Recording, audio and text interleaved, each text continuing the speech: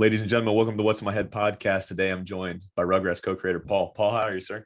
I'm very well, thank you. How are you? Oh, fantastic, man. Thank you for doing this. You know, it always amazes me when I get to talk or look at a piece of my childhood. It never seems to amaze me when I have so many of you guys and gals that come on.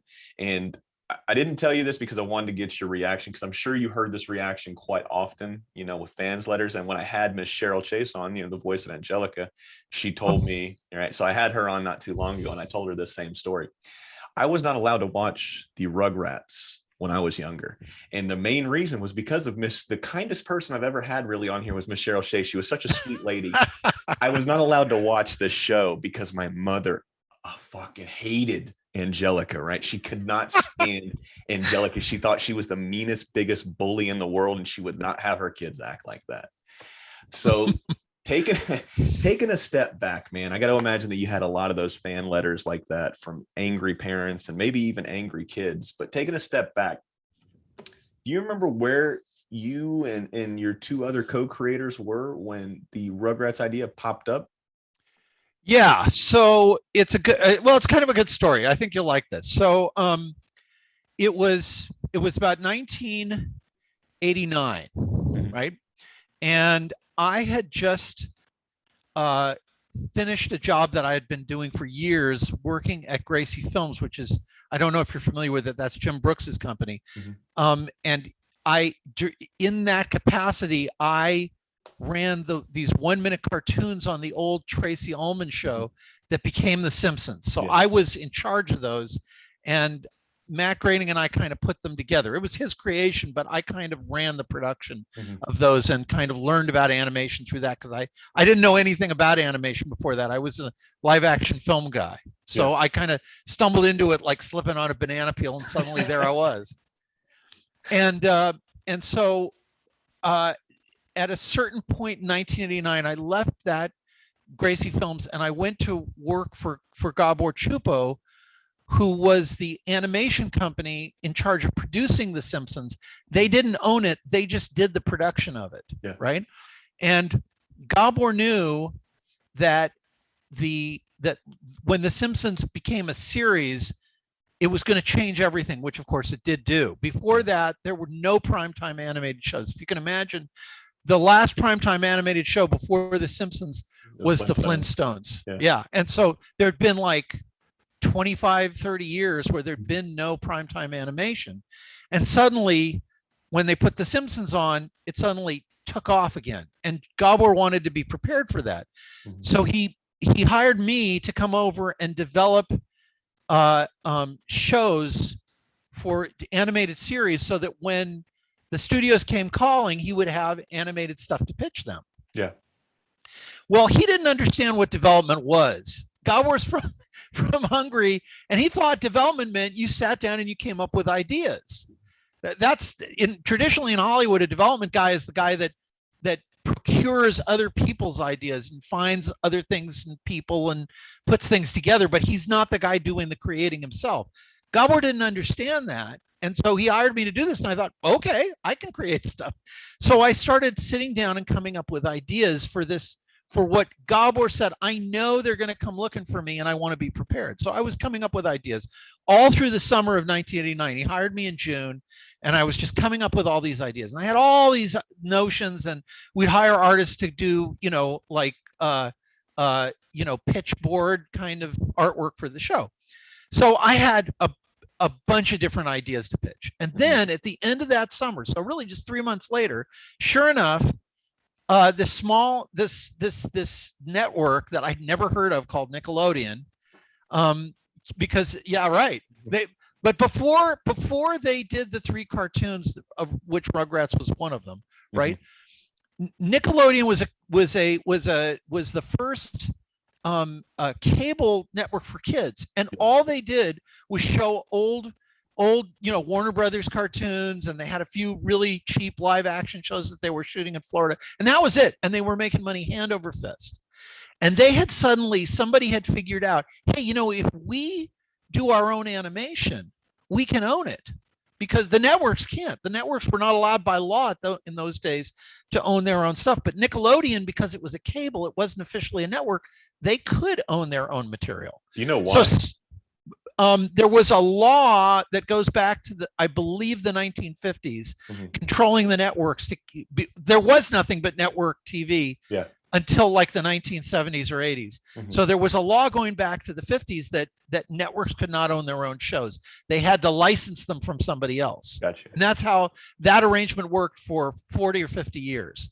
But it started to fall apart because of cable, because it didn't cover cable. Yeah. Does this make sense? So the cable companies could own their own material, and they started making hay with that. So Nickelodeon came to Klasky Chupo. We didn't know who they were, but they came to us and said, hey, we want some animated shows. Do you have anything to pitch us? And as a matter of fact, we do. So we set up a meeting for the end of that summer. So this must have been, I want to say September 1989. It might have been August. I don't remember anymore. And I was the guy who was going to pitch the shows.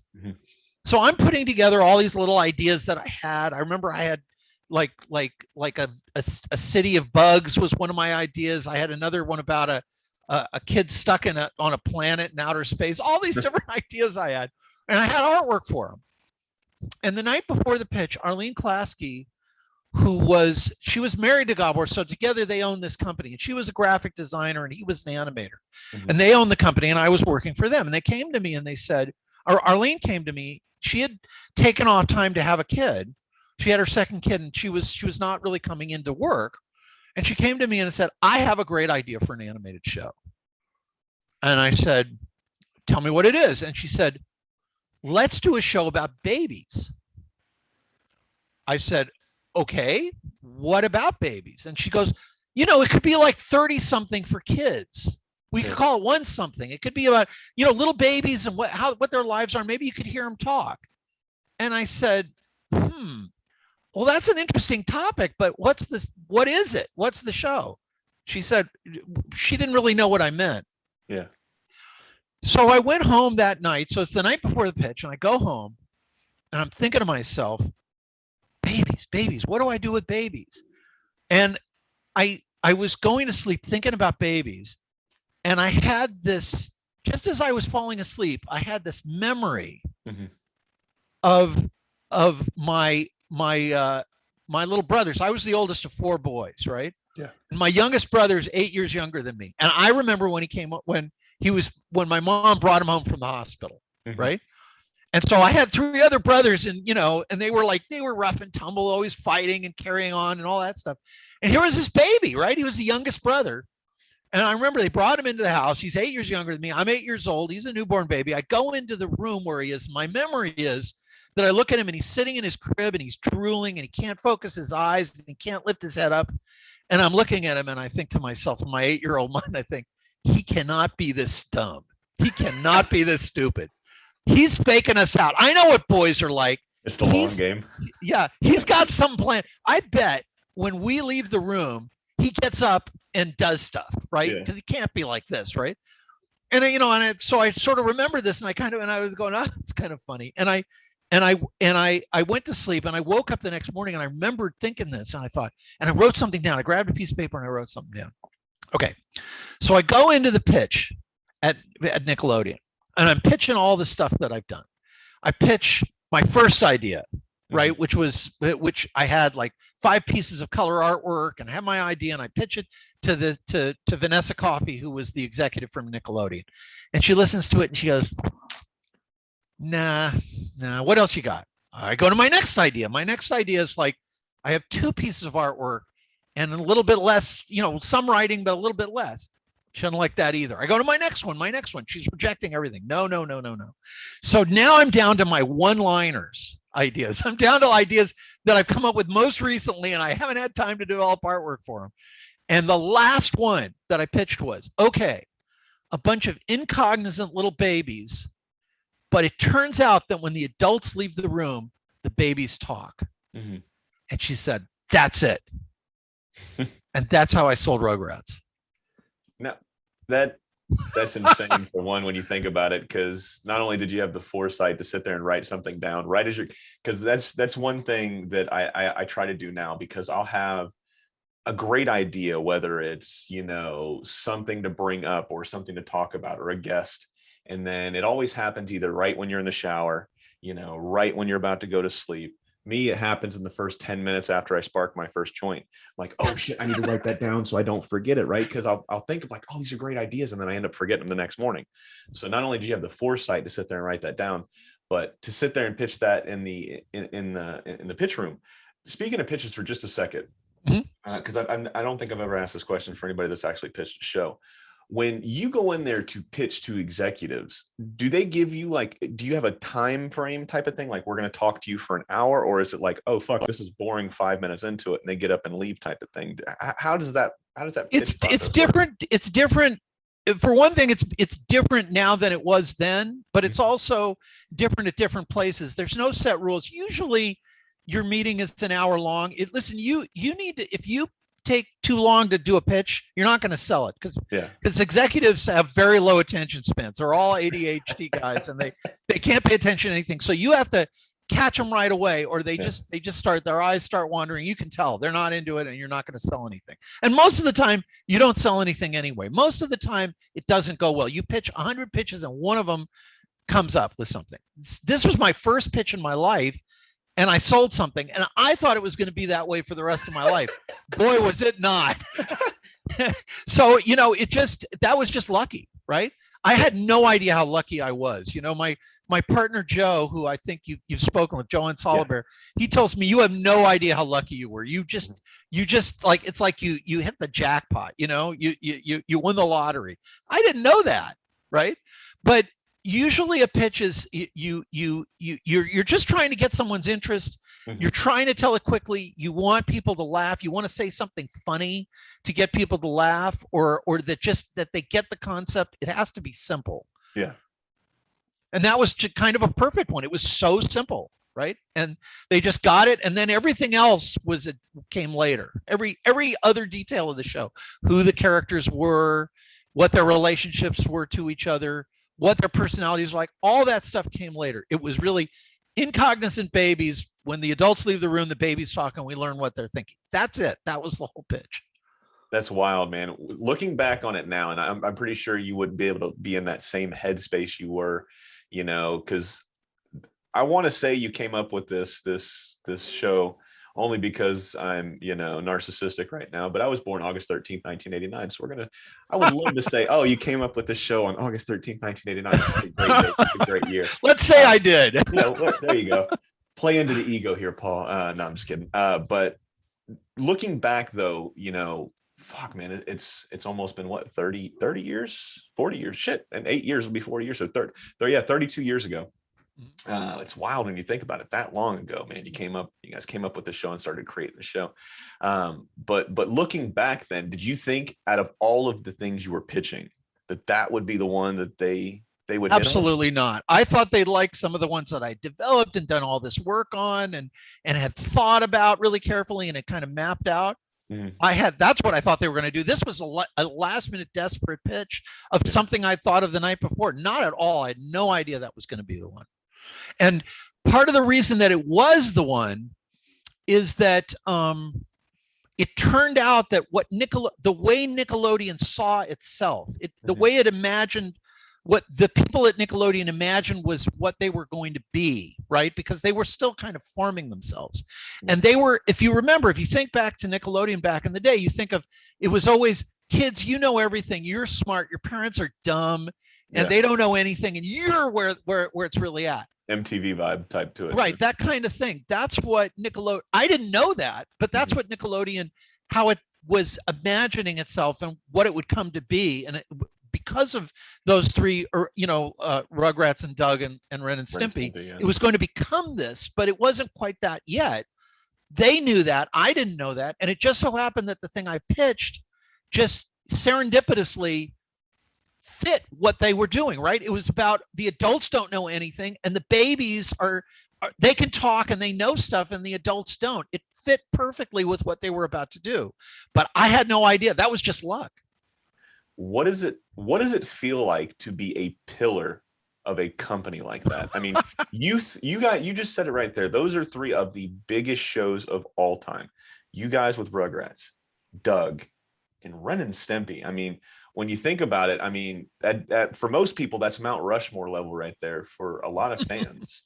But what does it feel like legitimately, like, what does it feel like to know that you helped, I don't want to say you helped prop up that company, but you helped prop up that company?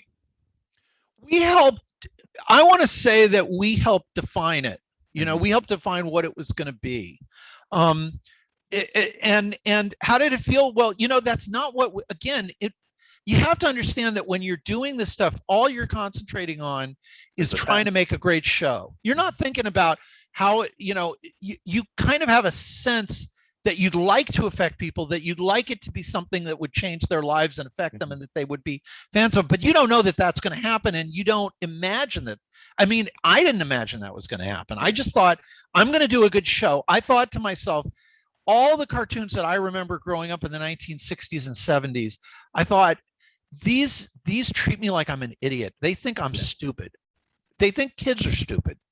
And I think I never have thought that. I've always thought kids are smart. I remembered what I remembered how I felt. I wanted something that didn't talk down to me, that treated me like I had a brain, that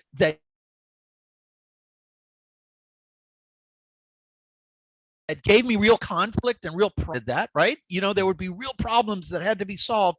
And I like that stuff. I wanted to do a kids show that would treat kids like they were smart and could figure things out. Yeah. And that's what Rugrats was to me. That it caught on and became the hit that it was, we didn't know that was going to happen. Nobody imagined that that was how things were going to go. So looking back now, though, because back then, like you said, you were just trying to make the best show possible. But looking at it where you're at now, knowing everything you know now, you guys are a pillar for that company. Does that do you feel like, wow, man, we did something. We helped a company grow from something that somebody thought of that, to be honest, nobody really knows what's going to happen whenever they start. Like, same thing with Cartoon Network. When Cartoon Network, they're like, you're just going to run cartoons all day. Like, somebody's going to tune into that. Like, yeah, it's one of the biggest channels out there. It's the same thing with Nickelodeon, man. So looking back now, where you're at now, do you feel like, oh shit, this is weird? Does it feel cool? I mean, what does it feel like to be Paul on a regular basis? What it feels, let me put it this way. I don't care about corporations. I mean, without getting into the weeds here, I don't care about corporations. I think corporations are getting in our way and are the worst things in the world, honestly. I don't have any respect for them or love for them. I like working. I like doing my work. I like doing creative work. I like making shows, and I get to make shows because of them, but because of what they are. But I don't particularly care about them, and I don't think they particularly care about creators like me. I don't think it makes any difference to them. What I care about is that I've had an effect on people like you who grew up with my shows and come to me from time to time and say, you really had an effect on my life. I learned things. I felt like you understood me. I felt like you explained things to me. You taught me about things. And I don't mean that as like pedagogical way. I don't mean like we taught you valuable lessons. It was more like that they could look at my show and they could relate to it and they could feel like there was somebody who got them. And there was something they could learn from that and take it somewhere. That's what I love. And I you know, and now I'm looking at people that are adults like you, you know, and not babies, not like, you know, like 20-year-olds in college, but, you know, grown-ups leading lives that these shows had an effect on. That feels fabulous. That feels so good. So what you're saying is people with a little white in their beard is what you're saying, Paul. Is that what you're saying? You got no white in your beard. It's all red. I can see that. No. I promise you. So you will age gracefully. I've said it a few times on this podcast, so I apologize to the fans. You will age gracefully with a little salt and pepper.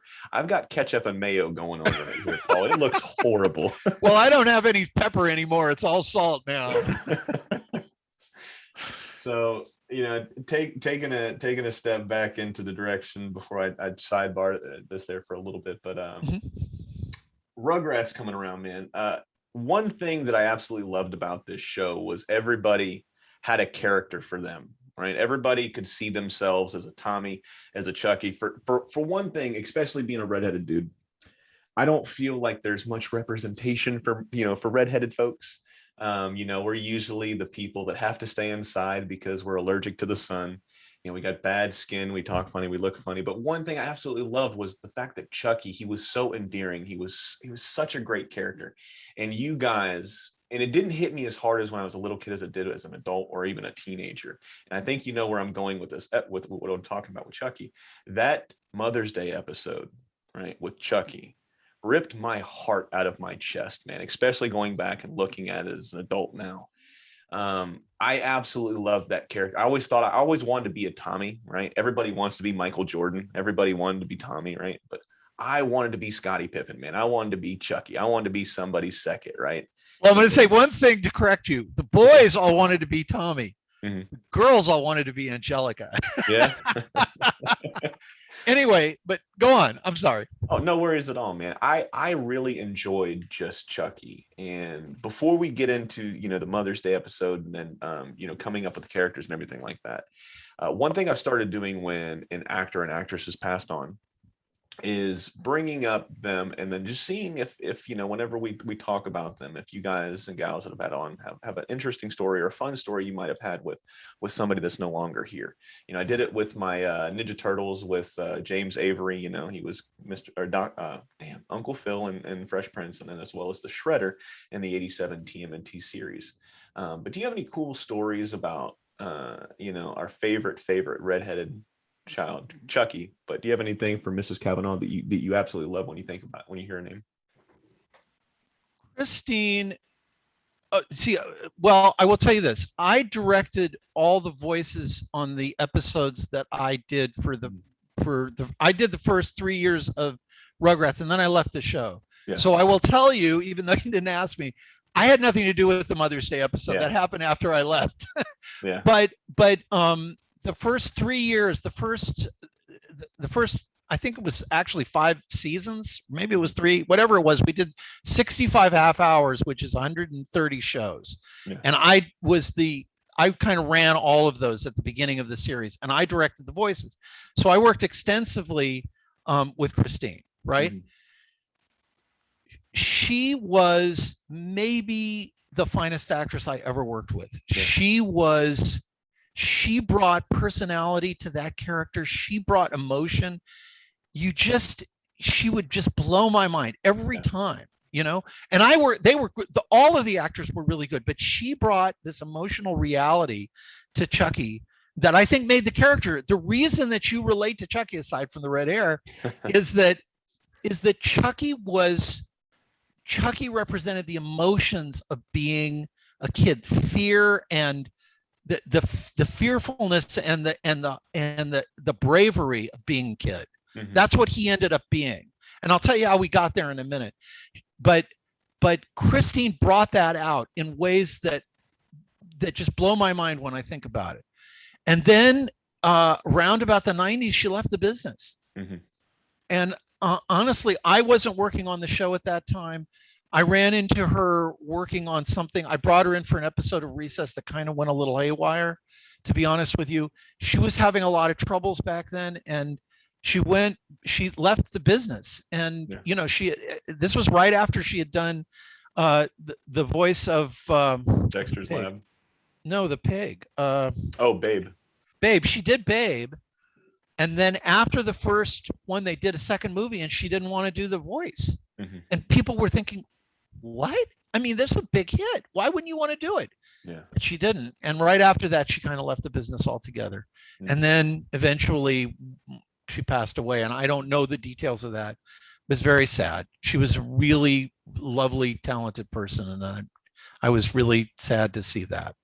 Yeah, I always, like I said, I talked about it with a few other people, and I had Charlie Adler on, and I asked him that same question. Like I said, I like to use this just for, us fans that might not have gotten, not so much to meet them, but, we don't get to hear too much about them because, she did pass a little while ago.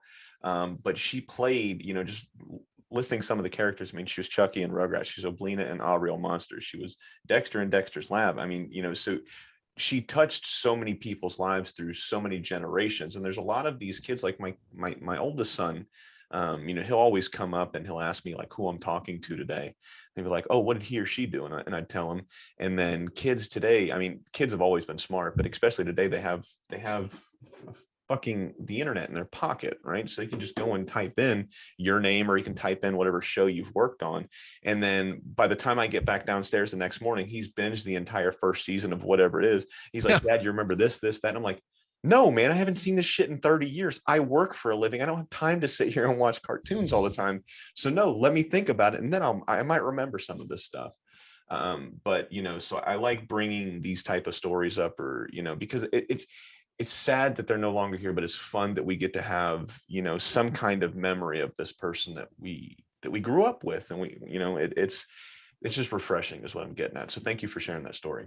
Sure thing.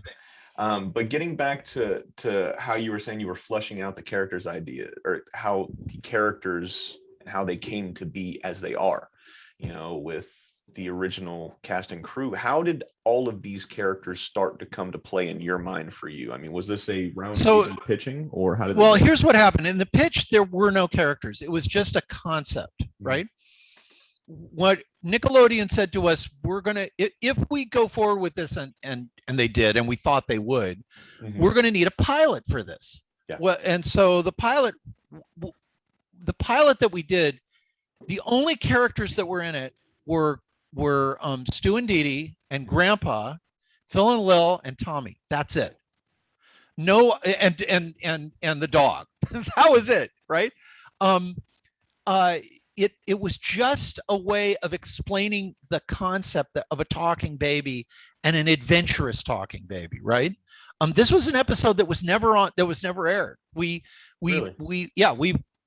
pilot was about Tommy hears the toilet and he walks toward it, he thinks it's alive. That's the pilot. It had nothing, there was no Chucky, there was no Angelica. It was Tommy, Phil and Lil to talk to, these twins that he talked to, and Grandpa, really, and Stu and Dee Dee sort of in the background. Grandpa's sort of in the background too. That was it. So we did that pilot. It's a really great pilot. It was directed by Peter Chung, who's a really, really talented animation director. It's just a really exciting pilot, but really just gives you the concept and doesn't really give you much about the characters, right? You get that Tommy's an intrepid kind of explorer kind of guy, but that's all you get, right? All right, so then we did the pilot. 6 or 7 months later, they tested the pilot, it tested through the roof, and they decided to pick up the series. Well, now we have to do a series, which means we can't just rely on this one character. I've got to have a cast of characters. You can't do a series unless you have characters that can interact. And so we had to say, well, what are the characters? So Craig Bartlett, who was my first story editor on the show, and I started to try to figure out who are the characters going to be. So we had the idea that Tommy's this intrepid explorer, this brave guy, right? As you said yourself, he was the one you wanted to be. That's kind of purposeful. He's the hero, right? Mm-hmm. But if you got a guy who's a hero, you're always looking in when you're developing characters for conflict. You're always trying to say, if this guy's pushing this way, you want to, I mean, I'm sorry, I won't do it toward the camera. This guy's pushing this way. You want another guy pushing this way. You want conflict, right? Yeah.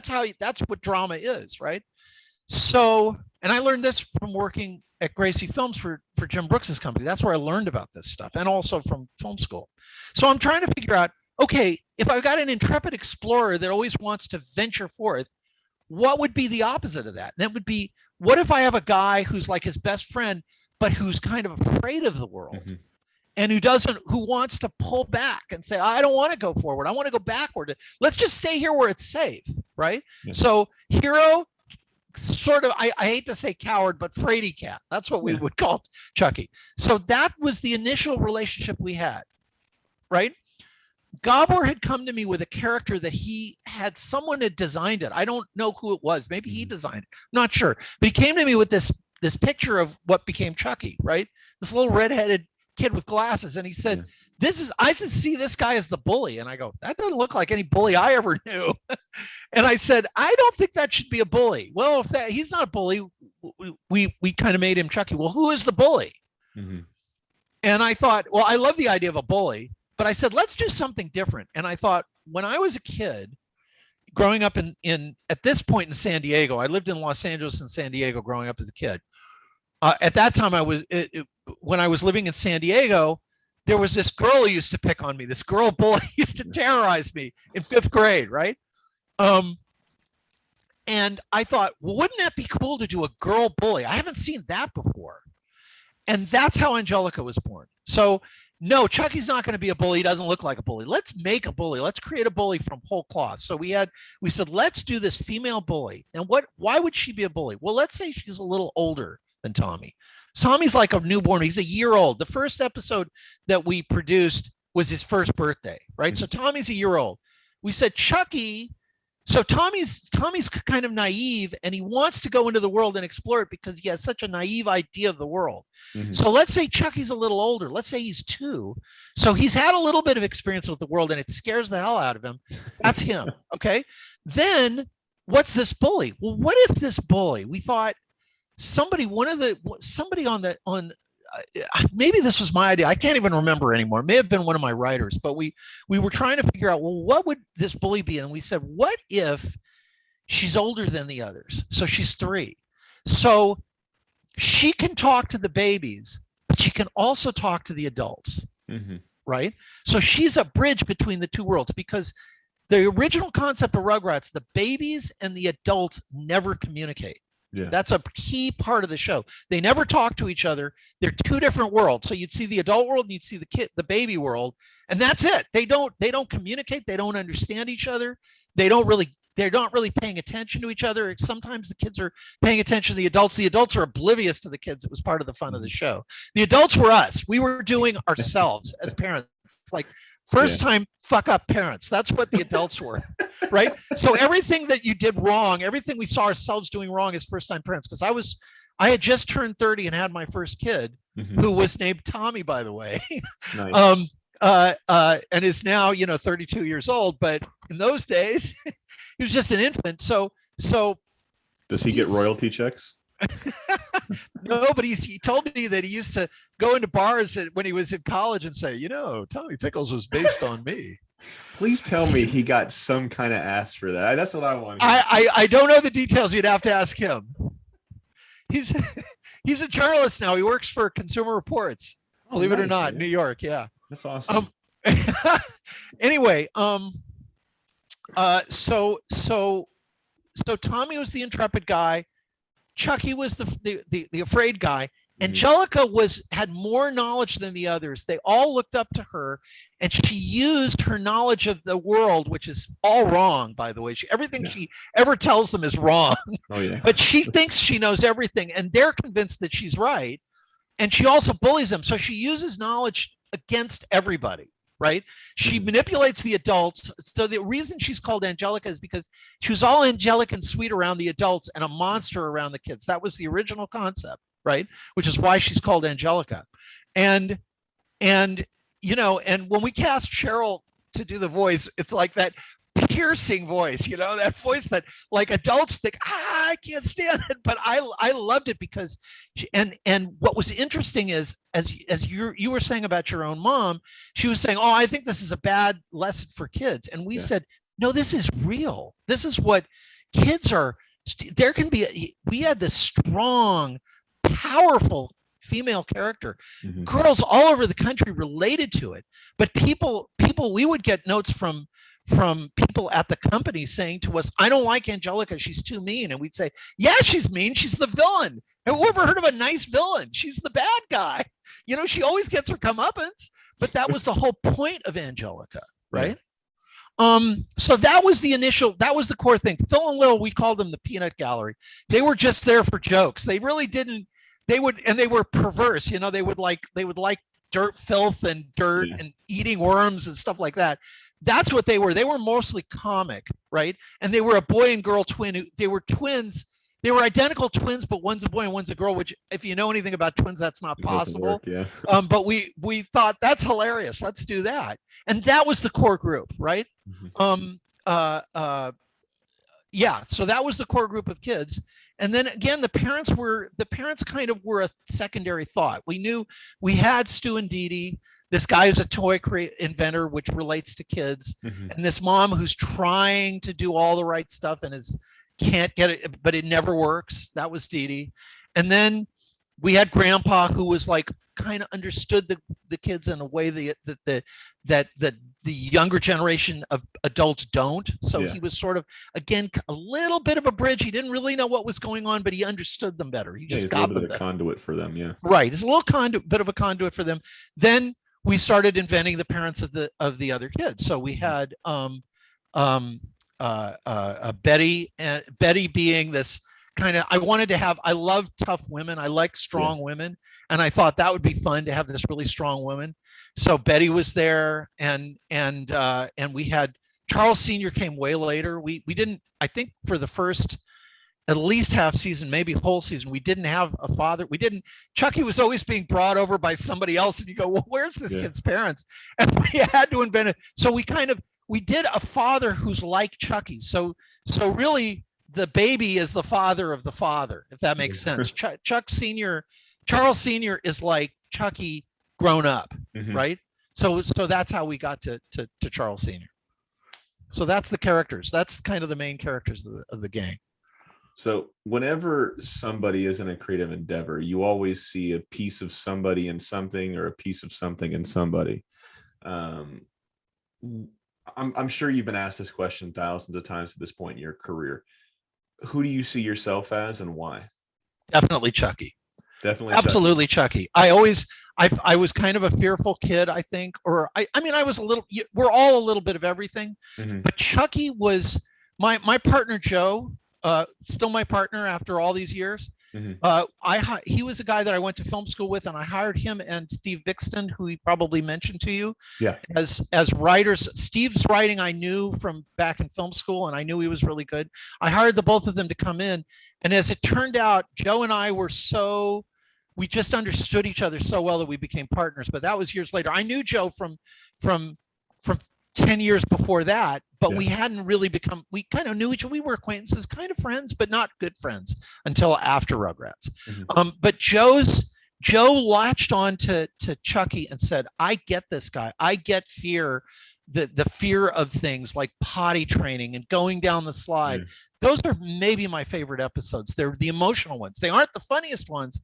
They're funny, but they're mostly emotional. They're like conquering your fear. And those are my favorite episodes of Rugrats, were the ones with Chucky. Now, Steve Vixton, Joe's partner and my other friend, he loved Angelica. He ran with it. He came in and he goes, I love this character. She is so bad. I love her. And so he just started doing Angelica. And he wrote maybe the funniest episode that I can think of Rugrats, which is Angelica Breaks a Leg. Do you know that one? That's pure Steve. It's just the funniest episode. It's like, it builds beautifully. It's just really, really great, funny episode. So he just ran with comedy and with Angelica, like the bad girl being funny. That was his thing. So and that was kind of part of what was great about the show, I think, was that all these different people, the artists and the writers and everybody, were pulling the show. I want to tell this kind of a story. I want to tell this kind of a story. I'm pulling it in all these different directions. And that just gave it this fabulous variety. It had a unified vision, I like to think, but it also told all kinds of different stories that took it in all kinds of different directions. So that's what I think. It's just, there's so much to see, and like every story was totally different from the ones before it. And you'd get two stories in a half hour, and they'd be so different from each other and so much fun on their own. And that was because of all these great writers that were all adding their own sense to things, which is what I think the best TV shows are. 100%, man. When you've got 100 different ways of looking at something, you're going to cover a basis for almost everybody, and everything is very cohesive. That's what I loved about this original run of this show. It was so fun, even though I had to sneak around so I could watch this. So I told this to, I think, David Stephen Cole, which was the head writer for Courage the Cowardly Dog, our Halloween episode, ladies and gentlemen, available now on YouTube.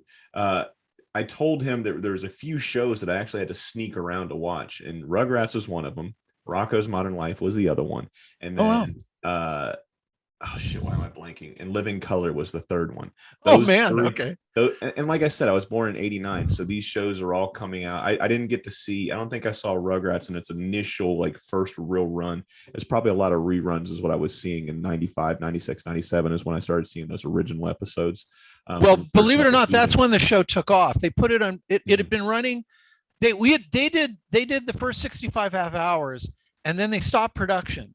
And I Mhm. left the show and moved on to other parts of my life, doing Recess and other things. Mhm. And then a couple of years later, after running the show in reruns and it doing better and better, they decided let's put it on prime time, which it hadn't been before. And they put it on at like I think 7 o'clock or 8 o'clock, and it took off all over again. And that's about the time you came in and saw it. Yeah. So and then they did a whole bunch of new episodes, but I wasn't involved after that. Well, speaking on that for just a second, do you remember? I just started hearing these things about working title. It came up in my last episode I did with the Big Picture Show, also available now. And it seems like I'm just fucking running commercials for my show right now, Paul. So I apologize. But they were talking about a working title for a movie that they were working on. Was the working title the same thing as the original, the Rugrats, or was it something else? Or how'd the Rugrats We name kind of come about? It was I came up with it. It was a term. It was an old, believe it or not, it was an old Navy term for Really? for little kids. Yeah. Navy guys would talk about the Rugrats, the rats running around in the rug, right? The little kids.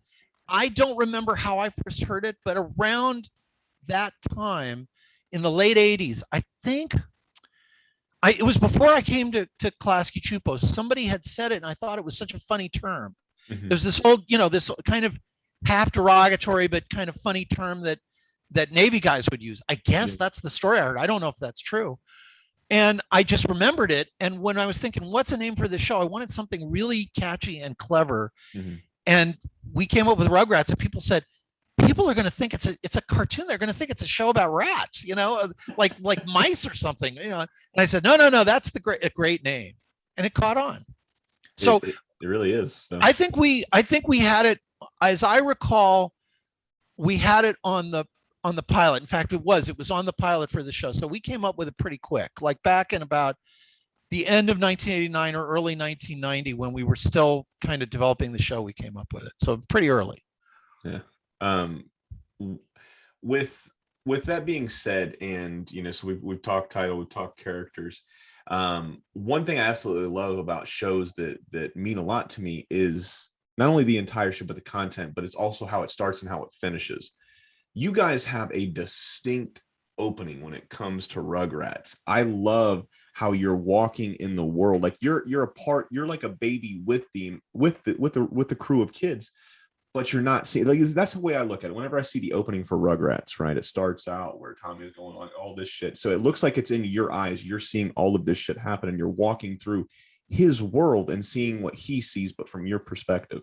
How does an opening like that really work as far as the creators go? Do you guys have complete input, or is this No, another? we had complete input. I'll tell you what we did for Rugrats. This isn't true with all animated shows, but it's very true with Rugrats, and Mhm. also with Recess, the other show I did, and with this Yeah. with the Simpsons, which I worked on the 1 minutes, but not on the series.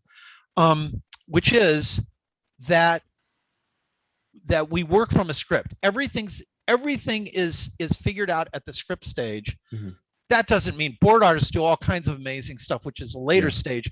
But in terms of the story and how it's told, that's figured out at the script, right? Mhm. And one of the things I wanted to do is I wanted to have a unique opening. I wanted to have something that was particular to the show. And what I came up with was every episode begins with an abstract image that you can't quite figure out what it is. And then you pull back and you see like some weird thing that you can't place. And then the camera pulls back and you see that it's something that in down on the ground with the kids, something that you don't even understand what it is at first. So you're seeing it through Tommy's eyes or Yeah. the other Rugrats. Sometimes literally, sometimes figuratively, but you're seeing something from the kid's point of view, because what I wanted to tell the audience is you are about to see a show that is from the point of view of a baby. Yeah. And that was how we did it, right?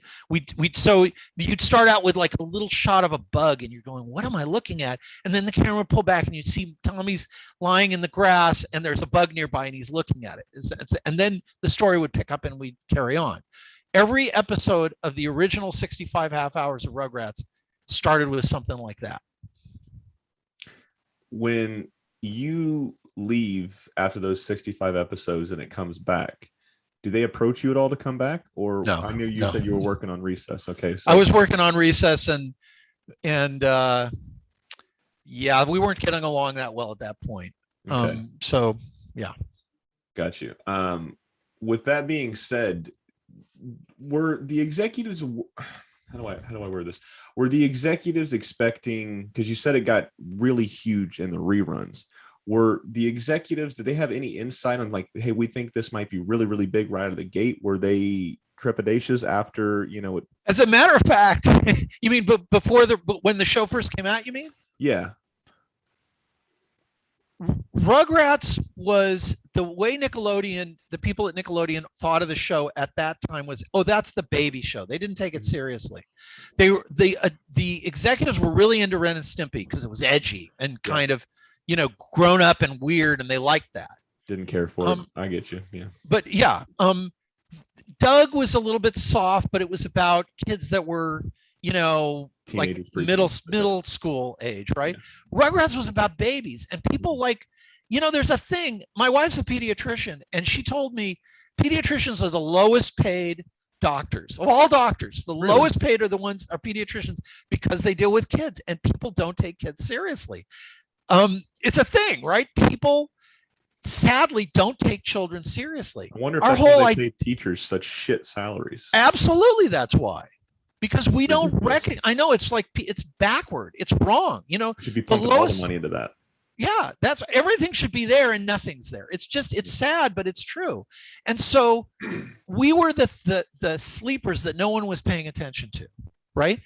And in a sense, the interesting thing about that was the audience got it, but that wasn't clear yet. So for a while, they knew that it was getting good numbers. They were happy with the numbers it was getting, but it was building. And they were all looking over here. They weren't looking at what we were doing. They were looking somewhere else and not taking it seriously. Meanwhile, we were taking it really seriously and trying to talk to our audience. And not only the kids, but their parents. We were saying, hey, look at these ridiculous parents. This is you guys. You recognize yourself? It's us, right? This was the key. I learned this from The Simpsons when it went to a half-hour series, right? The way that Homer is a reflection of the way the writers on the show saw themselves. They were making fun of their own big, dumb male stupidity. Yeah. That's what Homer's all about. Like, he wasn't that way in the original 1 minute cartoons. He was kind of mean, but he wasn't stupid. When it went to series, he became like the dumbest. He's like, no one is as stupid as this guy, right? Oh, I've seen some people. Fair enough. But he was a reflection of how the writers saw themselves. Yeah. And we did the same thing on Rugrats. The parents were a reflection of us making fun of our own foibles and mistakes and lack of understanding.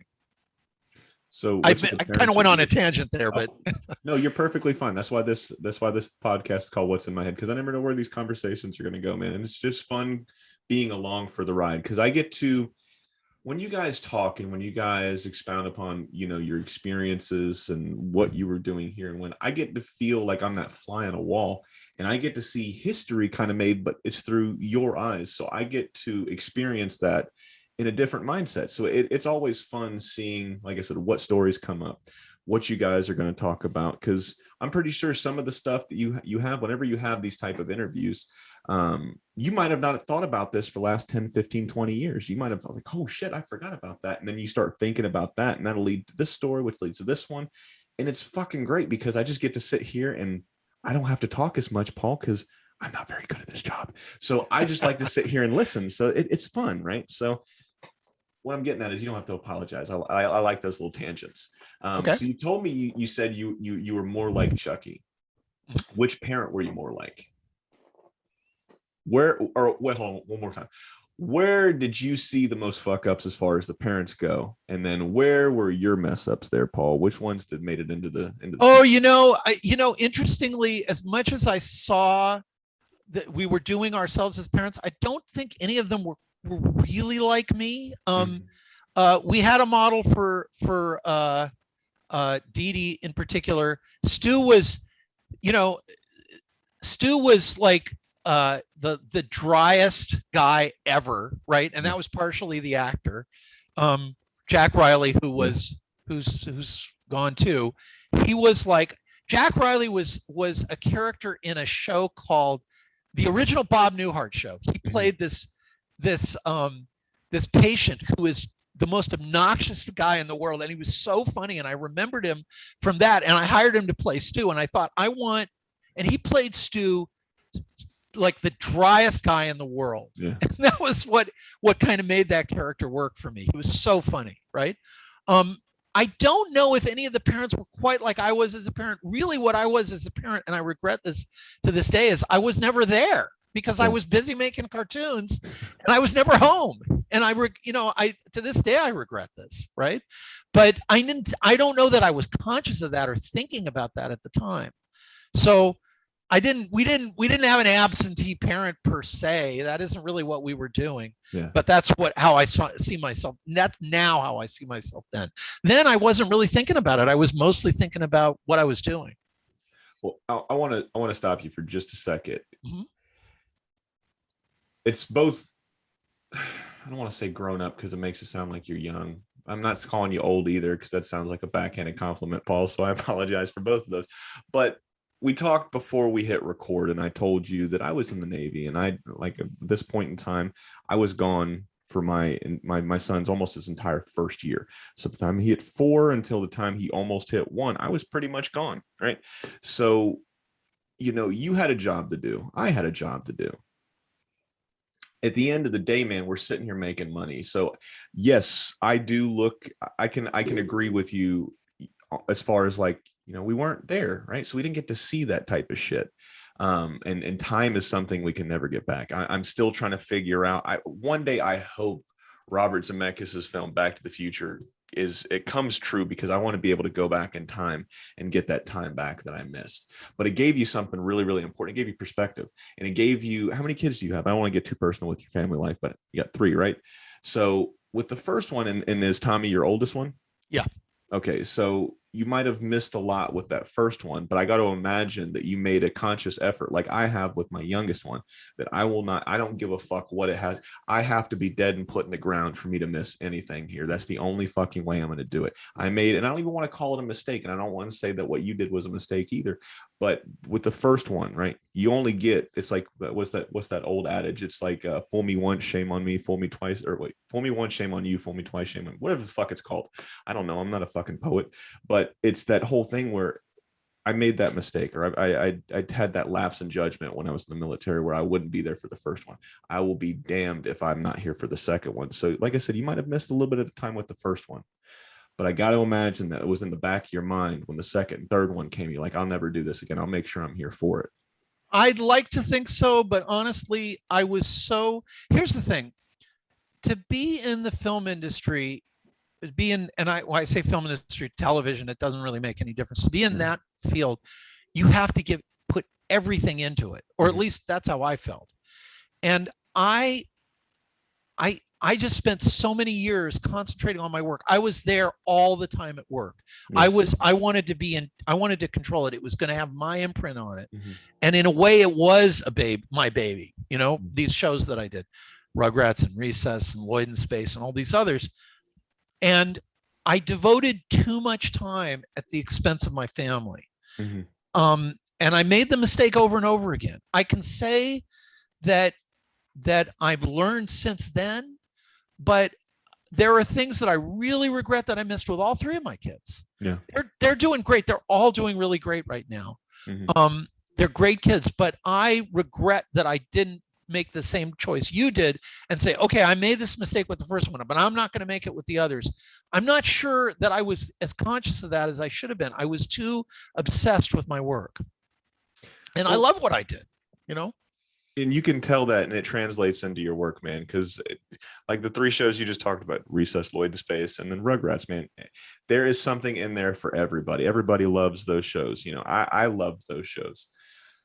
But I think a lot of the things that happen, sidebar again, sorry.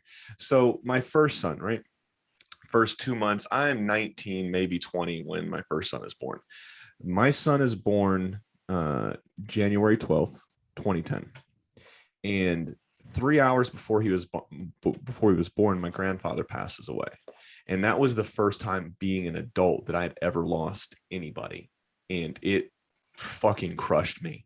I didn't know like I was close with him. He put everything into me that I love now. Not so much the Ninja Turtles or what I'm fixated on or comic books or anything like that, but the love of pop culture, the love of film, the love of TV, because he would always have something on. When he was out of work, he was a Boilermaker. He was from West Virginia. So when he was home, he would watch TV shows with us. He would watch movies. He would tell us about this actor. Turner Classic Movie was his favorite channel. I so get that. Yeah. Yeah, so we would just sit here and we would watch this stuff, and he would tell me, he's like, this actor did this, this actress did this, and I was like, no. It was like, how do you know all of this information? He was like, well, it's there. You just gotta get it, right? So I was never like so close. Like my younger brother was a lot closer with him than me, but nonetheless, when he passed away, and it was literally 3 hours before my son was born, right? It fucking crushed me, right? And I didn't know how to cope with that. Right. So me coping with that, I have a very addictive personality. I get into stuff and then I'm obsessed with it. That's all I can think about. It's all I dream about. It's all that's on my mind until it runs its course. Right. It's like a virus or something like that. It's got to get out of your system. Right. If it gets out of your system. And luckily, I haven't done anything as far as when it comes to an obsession like that or an addiction like that with something that is very, very dangerous, like alcohol or drug. I mean, I smoke weed, but it's fantastic. Everybody should smoke weed. But it was never addictive. But there was one thing I got super addicted on that almost cost me everything. And that was World of Warcraft, a video game, right? A lot of people played, right? But it was an escapism for me. My grandfather just died. I'm in the Navy. Right. I'm just married and I have a kid. I'm fucking 19. Most people, not most people, almost every person is not fully developed technically until about the age of 25 with your frontal cortex developing and all this other shit. So they say 25 is what an actual person, how you are at 25, not so much how you're going to be for the rest of your life, because everybody changes with experiences and stuff like that. But that's pretty much a fully developed human being at 25. Right. So I'm 6 years away from being fully developed at this point. I didn't know what the fuck to do. So I got absorbed into this game, so those 2 months that I actually spent that I got to see with my oldest son, I probably didn't really see because I was so focused on this game. I was so obsessed, right? I was so into this because in that world, I had friends. I had people that I could talk to. I had people I can confide in, kind of like this. This is what this podcast is for. Yeah, it's about talking. We'll talk Rugrats. We'll talk Recess. We'll talk Lloyd Space. We'll talk about whatever the fuck you want. But it's also making an emotional connection, not only with my guests, but with my fans, and showing that there are things that people fuck up on. And when we can talk about things that we fucked up on and things that we're trying to get better, I think that's how you have progression and you have evolution of people, right? And I think that's a very important thing. But I was super obsessed into this game and I didn't see what was going on. Right. It felt like somebody else was inside my body and somebody else was pulling the fucking levers. I wasn't really there. I was just along for the ride. Right. And I'd like to sit here and make all these excuses saying it was because my grandfather died or I was stressed because I was getting ready to leave the country that I grew up in. I've already been to a different country, but I'd like to sit there and say it was somebody else's fault. But at the end of the day, I was pulling those fucking levers, moving my hands and typing the shit and making my character go here, there, and there. So with that being said, like I said, all of these things that we might have gotten absorbed in, it's given us one thing. And I harken back to it all the time on this podcast is perspective, right? We're sitting in this position now. We can look back and say, fuck, man, why didn't I just, for you, go home a little bit earlier? Or why, for me, why did I just fucking turn that game off? Delete that shit off my fucking, like I haven't touched that game in years now. It's been fucking close to a decade as far as how long I've actually played that shit. But it's just wild to sit here and think about. We all go through these different things and we all put that shit into our work. We all use that to kind of, I don't want to say mold and motivate ourselves, but we try to make sure we don't make that same mistake again. Now, I don't know why I told you all that shit, but I figured, I didn't want you to think that just because you weren't there for all that moment, we're never going to see every single moment, right? We're never going to see, maybe his first word, we might be at work and the wife might be there, or I might be there and my wife might be at work, right? So we're never going to see everything, but I got to imagine that your kids, you said they turned out great. I got to imagine they know that you love them more than fucking anything in this world. I got to imagine, right? I certainly hope so, because I do. You Yes, know, you know, I know that. and I think they do. But you know, there was, you know, the problem is, and I want to say, you know, I don't want to sound sexist, but I think guys are worse about this than women. I think we become fathers, and women have, when they have the baby, they bond with the kid, and the fathers, it's not as straightforward, right? Yeah. And you're glad you had your kid. I wanted kids. I always wanted kids. I never had any second thoughts about that. Mm-hmm. But in terms of bonding, my wife bonded with our kids a little faster than I did. And I was 30 years old. You know, unlike you, I was your age when I had kids. My first kid was born, I was 30. Tom was born when I was 30. So I was 30. He's the same age you are. So I'm twice your age. And even though I was 30 years old, I think I was a little bit immature looking back at it. I think I was not really as prepared as I should have been for being a dad. Now I get it. If I did it now, I would have it down, man. I would be really good. But you know why you'd have it down, right? Yeah, because I did it. Because I went through it. You have perspective, right? You have those. You have those previous fuck ups that those parents that you were talking about that you would write into. They're like, "Oh man, I did this, so we're gonna put that into an episode." So you have all those past experiences to go off of. So you need. I don't want to say you need to fuck up so you learn, because some people are just either clairvoyant or they're just fucking better than everybody else. They get shit right on the first. Like my wife, right? The smartest fucking person I have ever met in my life. She has, and it's horrible because she calls me on this shit all the time. She's got a photographic memory. She can, and my son, my oldest son, he's got that shit too. He's like, Dad, you remember it's like 2 years ago when you said we could do X, Y, and Z? I'm like, well, now I do, and I feel like an asshole because we didn't do those things that I told you we could do 2 years ago. He's like, yeah, you think we could do those? I'm like, God damn it, you and your mother. But I feel, like I said, just, you know, we'll get off to this topic, but I mean, you did good. Right. So you said your kids were doing good, man. And they know you love them and you know that you love them. So I feel like, you know, if we could go back and redo our mistakes, we could, or we would.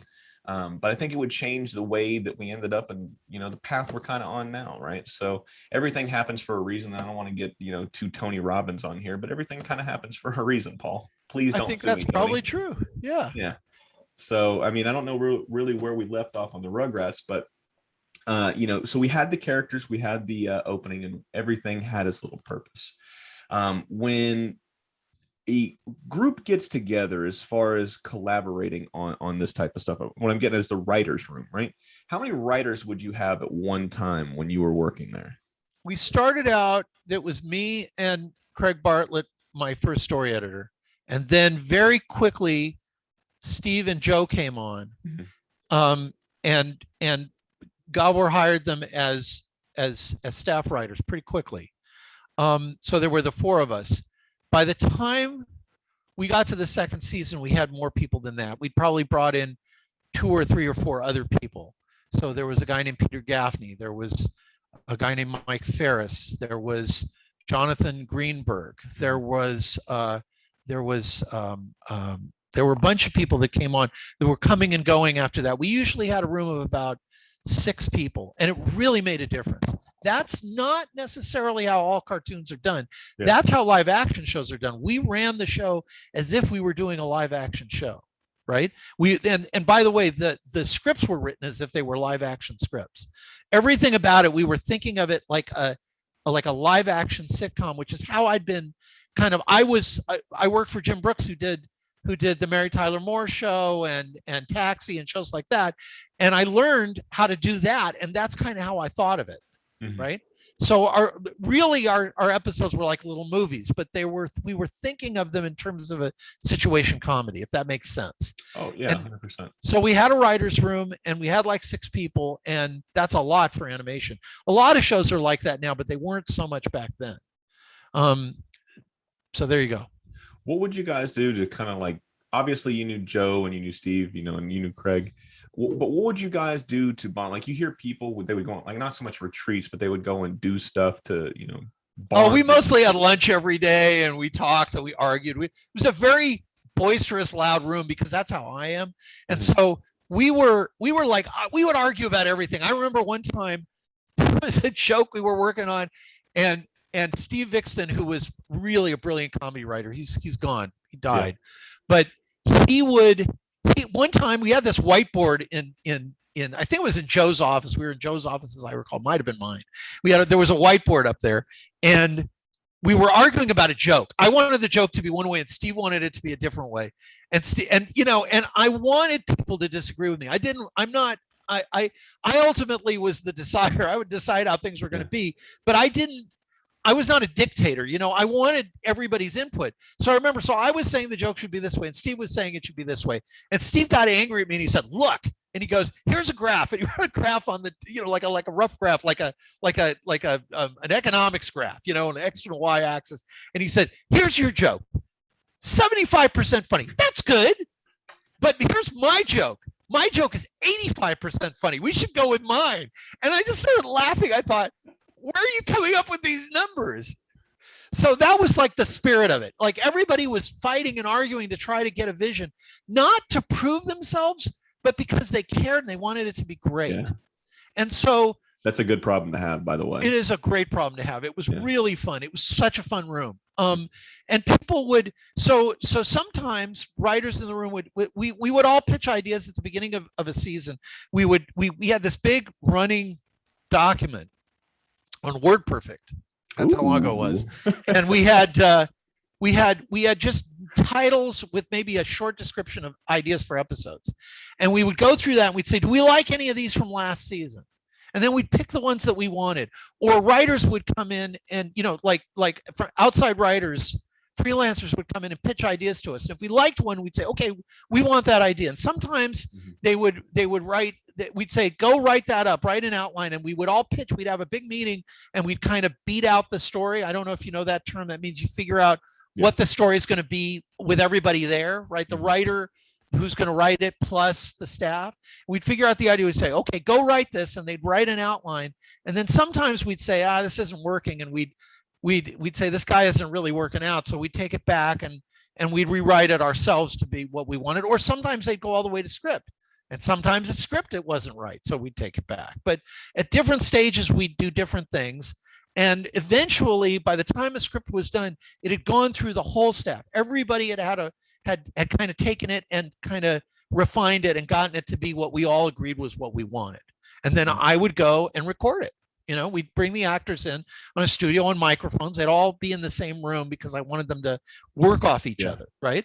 And we would record the whole thing and we would edit the track and we'd have a little radio show and you'd laugh at the radio show. The jokes would all come through on the radio show.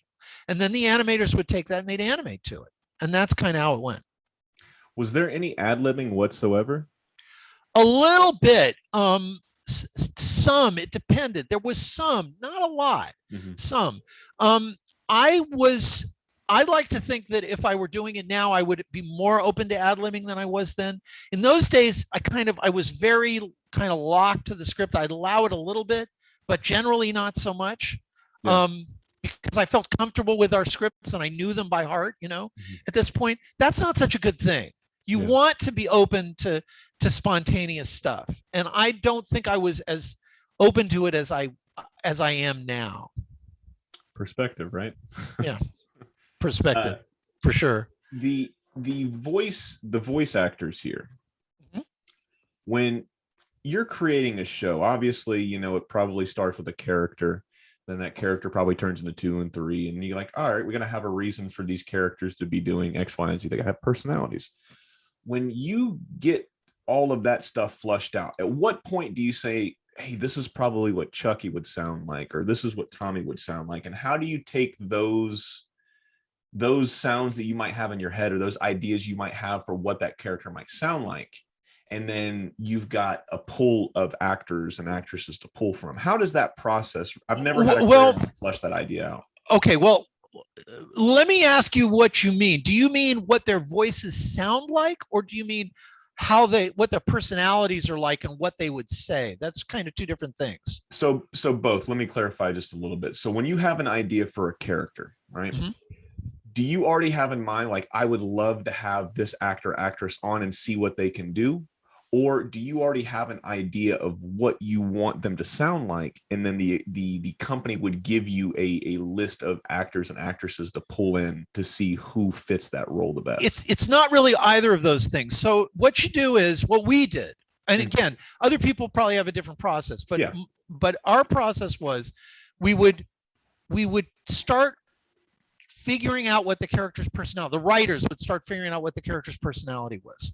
And usually we started with ideas, not so much artwork. Sometimes, like in that story I told you about Chucky, where Gabor showed me a finished piece of artwork and said, what do we do with this guy? We started with the artwork, but most of the time you're starting with an idea of a character.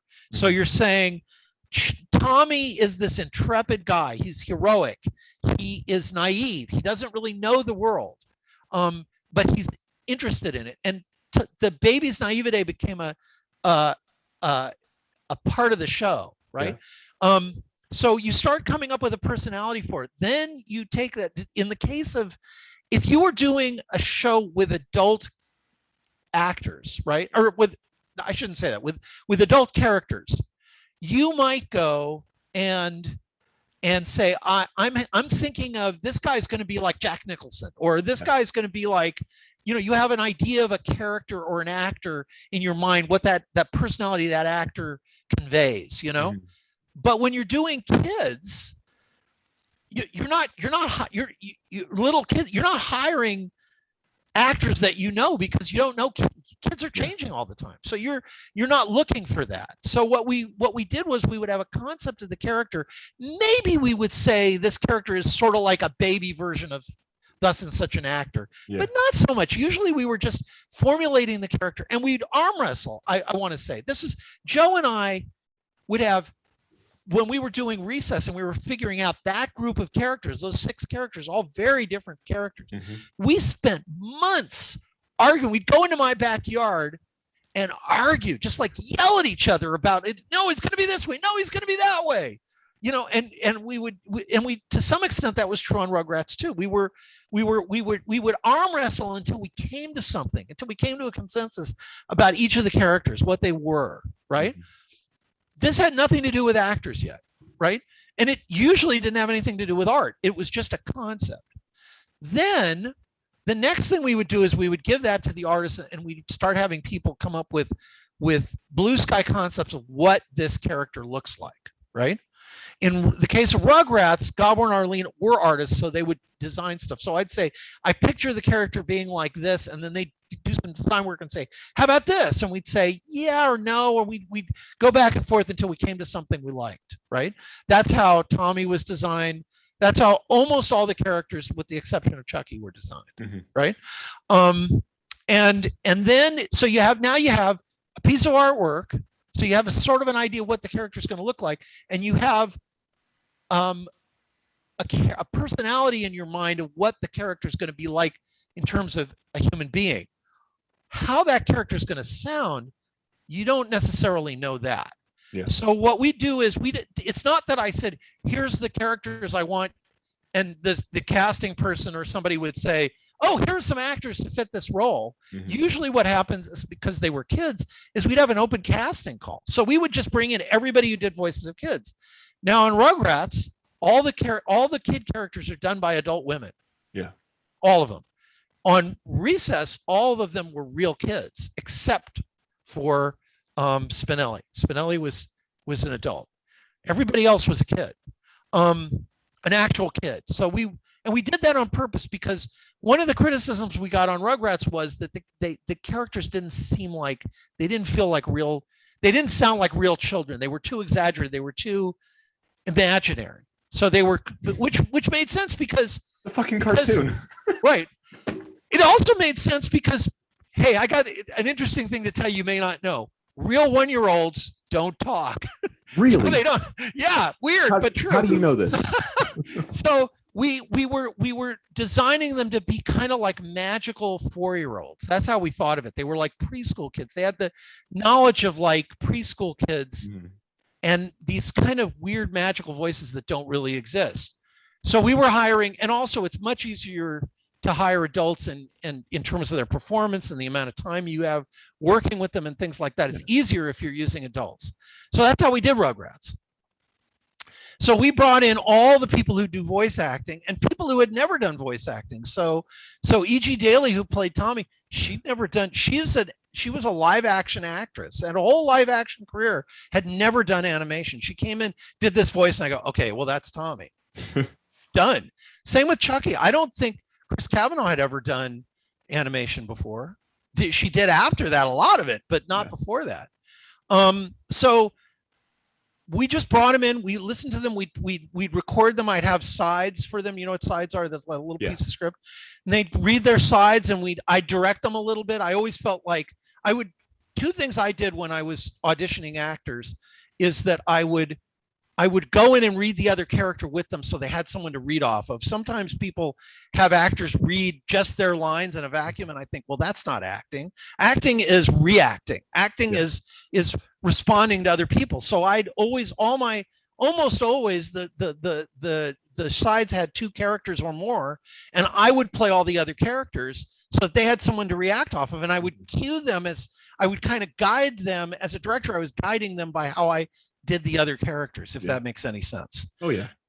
And so we would record them, and then we'd all listen to the pick takes afterwards and say, who do we like? And then we'd send them to Nickelodeon, and then they'd have their say, and we ended up with this amazing cast. Amazing. Fabulous cast. It really was. And then going back to Stu for just a second, because I had thought about it when we were talking about it. He seemed, were you ever an X-Files fan? A little bit, sure. He was Mulder for me, but if Mulder found out that aliens weren't real and then he just gave up on all of his dreams, that's what Stu was. Like, he was just beaten down by the government. Like the smoking man came and he's like, hey, there's not really aliens here. And then he's just like, well, I guess I'm toys for kids now. That was, I got to tell you, what's interesting is that was not the original concept of Stu, but it's what Jack Riley brought to it. So I thought, I want a really funny actor to play Stu, and I brought in Jack Riley, who not only did I know from the old Bob Newhart show, but he was also doing radio commercials that I would hear that I thought were hilarious back in those days. So I'd hear it on my way to work, and I'd think, I got to get that guy. He's funny. So I brought him in. He ended up playing the part, and he brought his own deadpan take to it. I remember one time we were doing an episode, and Jack said to me, can I say this word one more time? And it was like a word. It was like not an interesting word in the script. And I said, sure. So it was the word mulch. He said, that's a funny word. I'm going to make that. I'm going to make you laugh. And he said, yeah, it needs some more mulch. And there was just something about the way he said it. I go, okay, that's really funny. He did that all the time. He was just always bringing his skill and his comic ability to what he was doing, but it wasn't necessarily how we saw the character before he came in. That's something the actor brought, and that always happened. That's awesome. Because obviously everything in animation kind of has to go with each other, right? So you got to have the writing to go along with the storyboards, the voicing to go along with the voice director, so everything has to give a little, take a little, so everybody can do what they're supposed to do.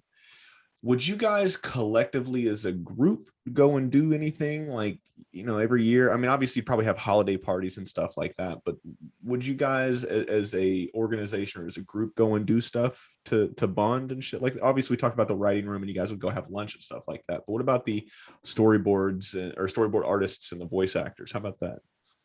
The voice actors would come in. As a matter of fact, I don't think, aside from maybe we had parties where they would be invited to for like holidays, we never in particular did anything like that. And the actors, in animation, I don't know if you're aware of this, but like if you're shooting a live action show, you're shooting the show all the time, right? So really the people in the writing room aren't usually, they come on the set now and then, but they're too busy writing to have anything else that they do, right? But when you're doing animation and you're doing the voices for animation, that's done, like you do a whole episode in like 4 or 5 hours. So once a week, the actors would come in and I would direct them. And sometimes the writers would come in. I'd invite the writers often to come into the room, and because I'm in one booth and the actors are in another. At least that's how I was doing it then. So I'd be in the recording booth with the engineer, and they'd be in the I'd be in the engineering booth, you could say, where the Yeah. tape machines are and the soundboard and all that. And I'd have guests in the room, so there'd be a couch behind me where people could sit, and I'd be up at the panel talking to the actors over, because they were in one soundproof room and I was in another. So I would have to get on like an intercom to talk to them. Later, when I was doing Recess, I would be in the booth with the actors. I'm getting off track here. Oh, you're perfectly fine. We would do a run, and then maybe the writers would give me a note. They'd say, like, I think they should say this way, or I think we should go in this direction. And so I'd get on and I'd give the actors some notes, and we would do it again. But by the time we were done, we'd recorded the entire episode, everything, including yelps or coughs or sneezes, any vocal sound effect, a gasp or a psh, any of those kind of sounds would be recorded in the booth, right? Anything that came out of your mouth that was a sound you'd make with your mouth was recorded. Nothing else. Like if I hit the table, that's a sound you put in post-production. If you listen to a live action show, it's recording everything, as the actors walk around, all that stuff's being recorded, and you enrich it, right? But in animation, all you have is vocal sounds. There's vocal sounds in picture. Everything else is added later. Okay, again, I'm getting off track. No, you're perfectly fine. I love seeing how the sausage is made, essentially. So yeah, it's a wonderful process. It's a lot of fun. But so by the time we were done, we'd have the whole vocal track would be completed. I mean, it would have been recorded. Then we'd edit it, and then we'd bring in the storyboard people, and I would sit with the storyboard people and the script and the track, and I'd say, okay, here's what I want, and we'd have a session where I just go through the whole script page by page and saying, I think of this as a wide shot here. I'm thinking that, and they vary from that a lot, right? Yeah. They bring their own creativity. Basically, in animation, the storyboard people are the equivalent of kind of a live action director and a cinematographer all in one. They're what they draw on the board. In live action, storyboards are sort of a helping device, or like a pictorial device to help the director think, but they don't function in any other way. In animation, the storyboard is what you're going to do, right? Yeah. It's the actual shots you're going to put in the show. The storyboard person decides them. So the storyboard guys would go away. They'd come up they'd do the whole script as a storyboard. And then we would take that, and I'd go through it with them and say, I want this changed and that changed. I'd go through all of that. And then we would take it and actually videotape, in those days, the storyboard and cut it in conjunction with the soundtrack. And we'd get like a slideshow version of what the show was going to be and make changes at that stage. So we'd say, well, we thought this was going to work, but it's not working. Let's change it. So it would be this really elaborate process before it went overseas to be animated. Do you remember, now you don't have to get into too much specifics, do you remember how much each episode was budgeted for? I know it's a long time. Yeah, I want to say in the neighborhood of $500,000, something like that. Per episode? Yeah, per half hour. Now, at that time, is that a lot of money for what? It was a very healthy budget in those days. Now, would the majority of the budget come in, what I'm getting at is, did you have to hire a lot of extra people once the series started to come about, and then like it was all full steam ahead type of thing? Did you have to bring in more, and would you guys' money get adjusted if you did, or once that budget was set for the entire series, or for the entire season, excuse me? The budget was set. You might go over budget, you might not, but the budget was set. And you would try to meet that budget just like you would do with a live action show, same kind of thing. And would we bring in people to, fill the positions that we needed? Of course. Yeah. We had a whole building that was devoted to Rugrats in those days. If you go to Los Angeles, Klasky Csupo as a company kind of is a much smaller version of what it was in those days. Mm-hmm. There were two buildings, and there was a little there was a little private nursery school between the two buildings, but there was there's these two buildings. The bigger one of those buildings doesn't belong to the company anymore, but the smaller one does, and that's where the Rugrats production was. So we had 2 floors of a building. A live action show is, you got all these people that are running around and they're shooting all over town and stuff like that. In animation, you're in an office, you're in a building. Everybody's there at the same place together. At least that's how we did it. So, so we had a recording booth in the building. So we would do all the different functions in the building, but it wasn't animated in the United States, and it wasn't animated by us. It was animated in South Korea. So we do all the stages up to animation, and then the actual animation would be sent overseas to get done there. Now, would you have to fly over there and communicate with them with a translator, or would somebody else go in your place? Usually someone else went. I when I was working on Recess, I went to Korea one time for a few days, but generally no. On Rugrats, I never did go to Korea. So what you'd have is you would have your storyboard, right? And you would have a very, very elaborate storyboard. And then you would have what are called timing sheets, which they don't use anymore, that have it's a big piece of paper, like I want to say bigger than a legal size piece of paper and wider. And it had lines on it. Each line represented a frame of the final picture. And you describe everything that happens in that frame would be described, right? What the sounds were that the characters were saying, their lip assignments, right? To mouth the words. Walk cycles and everything like that. Yeah, walk cycles. Everything was determined on these sheets, and the sheet timer was this really important part of the process. Nobody does that anymore. That job went away when 2D cell animation became computer driven, and we stopped drawing each frame, which sometimes they still do that. Features do that, and some shows do that, but mostly people are using programs like Toon Boom and those kinds of things that animate in the computer. And once they started doing that, the whole idea of timing sheets kind of went away. I don't think they do it anymore. I had I don't know if you know him. He worked a lot over at Cartoon Network and Hanna-Barbera during your run with Rugrats and Recess and everything like that. So you guys' paths might not cross, but Robert Alvarez, he was a timing director and an animation director. He just one question, like one of these guys that listened to the show, he's like, hey, can you have Robert go into detail about slugging boards? And Robert smiled a little bit. He's like, man, I haven't been asked that question in decades. So he went into, I was thinking like a 10-12 minute story about just what slugging the board really meant. So it was really cool seeing that. Hearing that.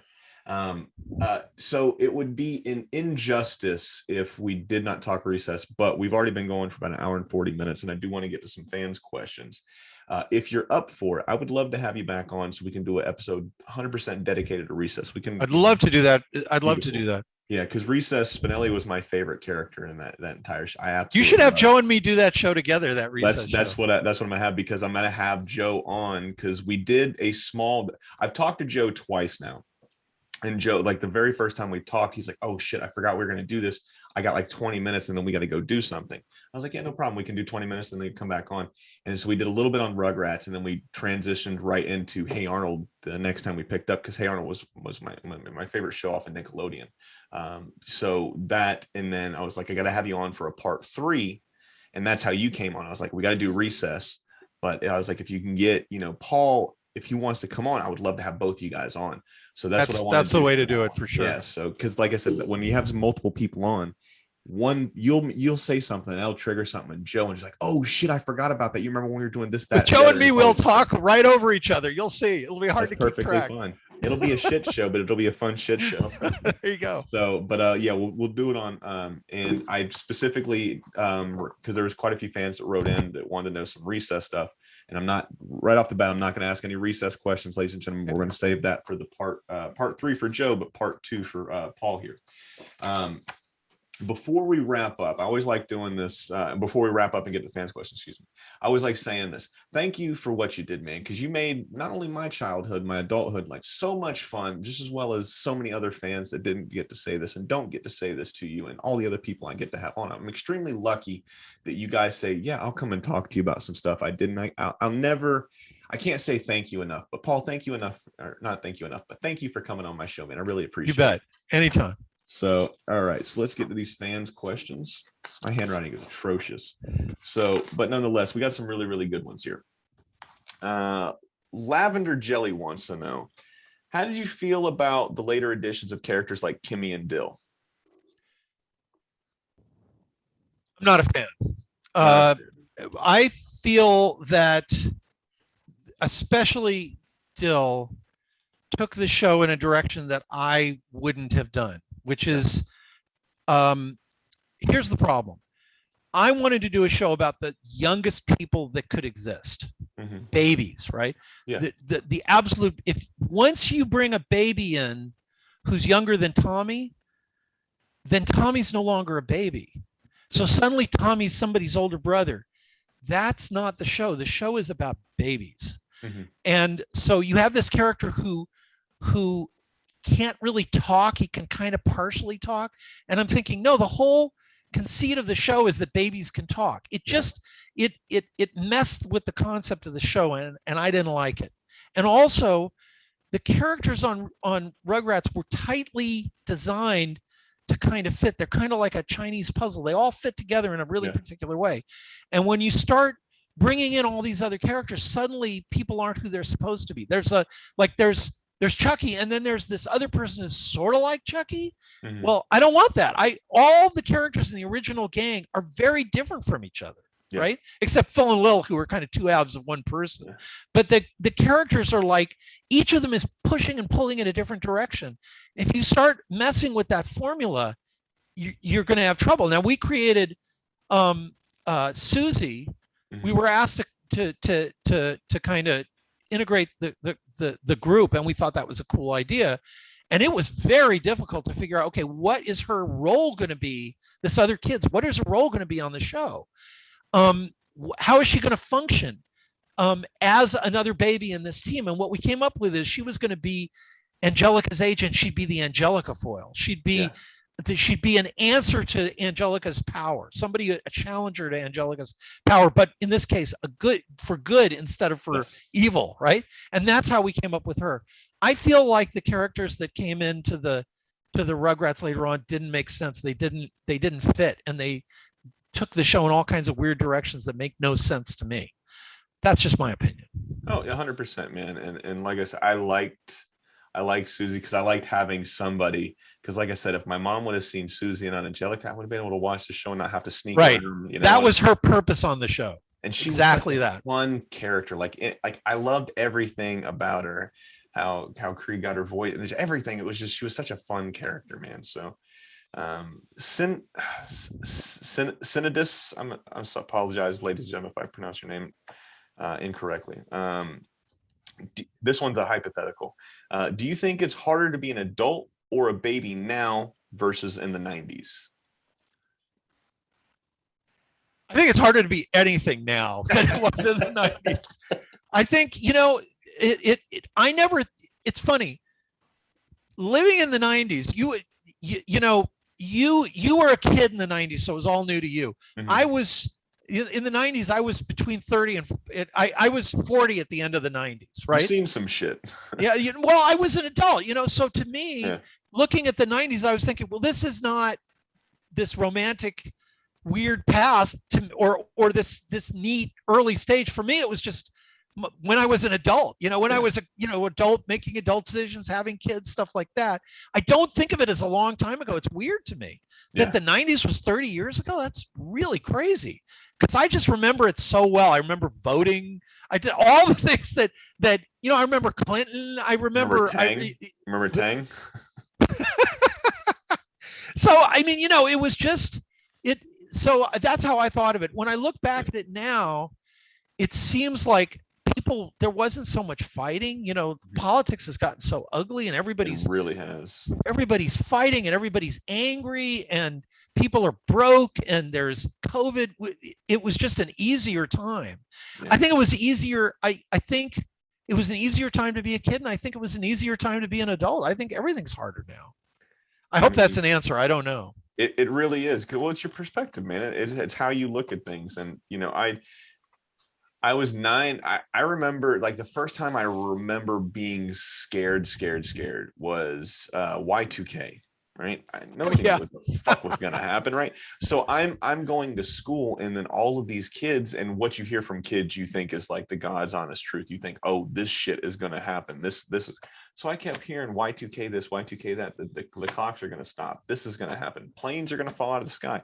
First time I was ever scared was over a fucking year being changed from 1999 to 2000. That was the first time I remember being scared. So that was my That's funny. fall. I don't mean to belittle your fear.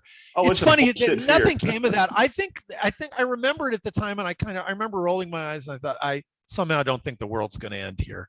Yeah. But then 2001 came along, and the towers went down, and that really was.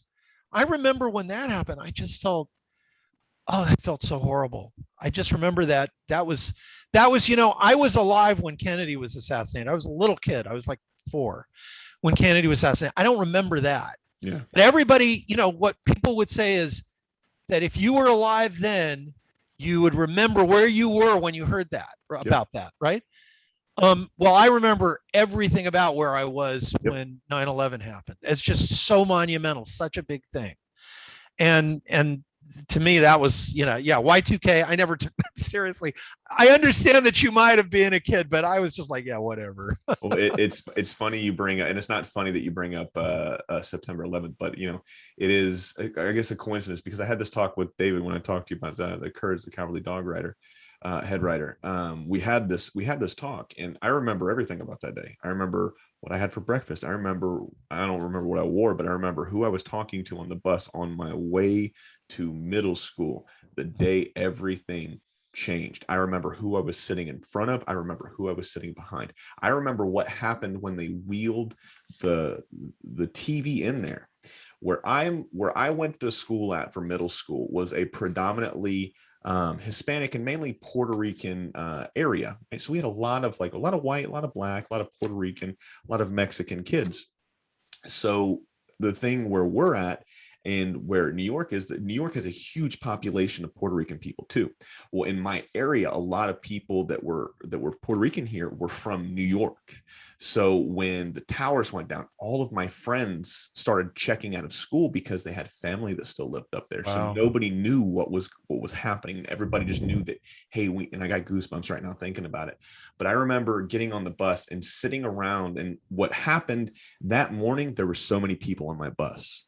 That afternoon, because my mom couldn't get out of work to come and get us, she was terrified. She called us, told us to call her at school. So we call her. She's crying. She's telling us what happened. She's telling us, as soon as you get home, lock the doors. I'll be home as soon as I can. I'm trying to get out of here, but I'm having trouble getting out of work. Were you in you were in Manhattan? No. I'm in Florida. You're in Florida. Okay. I remember, like, I'm wearing it on my shirt. I remember Nickelodeon Studios because I grew up in Orlando. Right. Oh, wow. So, okay. Yeah. Okay. So I remember Nick Studios and the Nick Hotel and everything being so colorful. Now, when you drive by it, it looks like we do as adults now, drab and depressed. Right. That's what Nickelodeon Studios looks like now. But when I was on my bus ride home, none of my friends were there. And I just remember, like, looking around, there's, maybe 15 of us on the bus. Nobody's talking. Everybody's terrified. And I remember getting home, and then my next door neighbor, I know he's not going to listen to this, but if he does, Bill, I apologize. We used to call him Crazy Bill because he was wild, right? He was just this fucking eccentric guy. He would always walk around, and he would have jean shorts that he cut, right? So he had jeans, and he would cut them into almost like Daisy Duke booty shorts, and he would walk around like this. He was super tan. He was a surfer guy, always stoned. I never knew what weed was back in the day, but now that I smoke it, I'm like, oh, this is what Bill was. Bill was smoking this stuff because this is what this shit smelled like. So Bill was just a wild, eccentric, fun guy, right? He was a sweet guy. And I remember as soon as I got home, my mom said, lock the door. So that's always worked. And I was fucking peeking out of the blinds, trying to look for my mom to see if she was home, because I was fucking scared. Right. Yeah. So I'm the oldest at that time at home. My older sister, older brother are completely out of the house at this point. So I had nobody to fucking talk to. This is 2001. This is before I had a cell phone. This is before anything other than what we were watching on TV is what we were taking as the fucking God's honest truth. This is what was happening. Right. So I'm sitting there, I'm fucking terrified. And then I hear, knocking on my door. I was like, okay, so mom told me not to open the door. So I go and I peek behind the curtain. There's nobody there. So I was like, all right, what the fuck's going on? So I hear it again and I don't see anything. So I'm like, what the fuck is going on? Am I hearing something? Is this really happening? So I go to open the door and then off the side, crazy fucking Bill. Hey neighbor, did you see what happened? I'm like, holy shit, Bill, you scared me. I almost shit my fucking pants. Like fucking little 12, 11-year-old kid, however old I was in 2001. I almost shit my pants because my next door neighbor wanted to come over here and talk to us about what happened and check on us and make sure we were okay, because he was that type of dude. He was just making sure everybody was okay and making sure everybody got home safe. But yeah, I remember everything about that day. You know, it was a fucking wild day, man. It's just the day that changed. It was a terrible day. It really was. And it's crazy to think that that was 20 years ago. Yeah. You know? Yeah. So over half. It doesn't feel like 20 years ago to me, but yeah. It really doesn't, man. Dependent feature 77 ones. I kind of smudged it, so I hope it's 77. I know you answered this kind. You answered this kind of, but we'll revisit it just for a second. Who's your favorite character, and do you ever think Rugrats would be this big? Obviously, we talked about, you know, it got huge when the reruns started to happen and it went on to primetime TV. And was your favorite character always Tommy, or did you always have an affinity for that character? No, my favorite character was Chucky. Chucky, excuse me. Chucky, excuse me. I think, I don't know that I never really thought about it. You know, they're all your kids, right? So yeah. when you're in it, you're thinking, I'm not picking a favorite. I love them all. They're great characters. I love them. I'm really proud of them. It was only later that I thought, and it's not necessarily, you know, saying that Chucky's my favorite character, that isn't quite right. What I should say is he's the one I personally relate to the most, the one I feel that I'm like. If you ask me what my favorite character is, they're all so great. They all are. There are aspects of all of them that I love, right? Mm-hmm. I love Tommy's heroism. I love Angelica's, you know, bossiness and, you know, badness and her joy of being in command. There are things about them that I love about all the characters. So that's what I would have to say. Beautiful. And speaking of Angelica for just a second, when I had Cheryl on, she said Angelica breaks a leg. That was her favorite episode as well. Oh, it's such a funny episode. It really funny. Is. If people out there, if you get a chance to watch that, it is just perfect old-fashioned comedy. It's so good. Yeah, it is a perfect episode from start to finish. I Carusan Fire again, I think. Well, no, you answered that one. I was going to ask you what inspired the show to be written from a baby's point of view, but we already talked about that in great detail. This one I did not know until I had Joe on when I asked the same question for fans' questions. I got to imagine you doing this for 30 years. You've heard some of the wildest shit. I Hate My Socks writes in. Have you heard the fan theory about the babies being Angelica's figment of Angelica's? You've heard that shit? I have. What did Joe say? I'm very curious. I can't remember because it was so long ago, and I honestly I can't remember. But here's what I'm going to say. I'm going to say, wow, I never thought about that. It's a funny idea. It wasn't where I was coming from. But then if it was the truth, wouldn't I say that? Wouldn't I just say that anyway? You know, so you're going to piss these nerds off. Oh man. Like some of these questions, do you know Peter Hannon, the creator of Cat Dog? I do. Okay, so what do you think he's been asked the most his entire run as far as creating Cat Dog? How do they shit? Yes, 100%. I'm surprised you got. I think he told me that once. That's why I think I know it. So there's another show out there. It's called, I don't know if you ever watched, but it's called Ed, Edd and Eddy on Cartoon Network. Yeah, I know the show. So there is a character in there. It's Double D. He's the guy with the sock on his head. Everybody always wants to know what's under his head because they used to tease it all the time. Like he would lift up his hat and he'd pull it back down. They're like, what the fuck is underneath that hat? So every time, and I've done almost that. That's the only show that I've had almost, with the exception of the creator, almost complete open availability to all the writers, to the actors, to the storyboard. I almost had almost everybody on from that show. And every single time I ask for fans questions, that is the first question, and usually the first 5 questions, what's under the hat? Never once did I sit there and think, how does Cat Dog take a shit? What's under Double D's hat? And the first time I ever posted anything about this and I heard about this fan theory, I was like, what are you talking about? And then somebody had to message me like, hey man, I didn't really want to write this depressing shit, on the comments, because I didn't want any weirdos to, message me. So I'm doing this personally. Don't tell anybody. And he was like, so Tommy is supposed to be stillborn. It broke Angelica, and then Angelica dreamt up all of these babies in her head so she wouldn't be sad. And I'm like, this is the most depressing. What person came up with this fucking theory? This person needs a hug. Look, here's what I would tell you.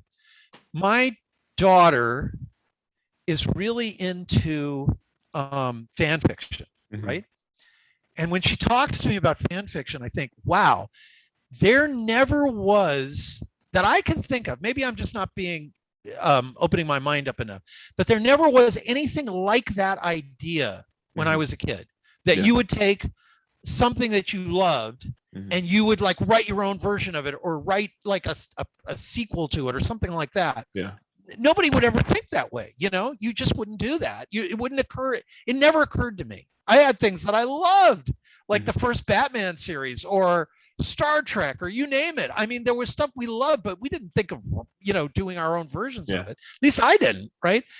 Now everybody does this. And if you're a writer or a creator or somebody who's involved in this kind of stuff, and you hear about people taking your idea and taking it into some other world and like seeing what they think of it, or saying, I think what's really going on is this.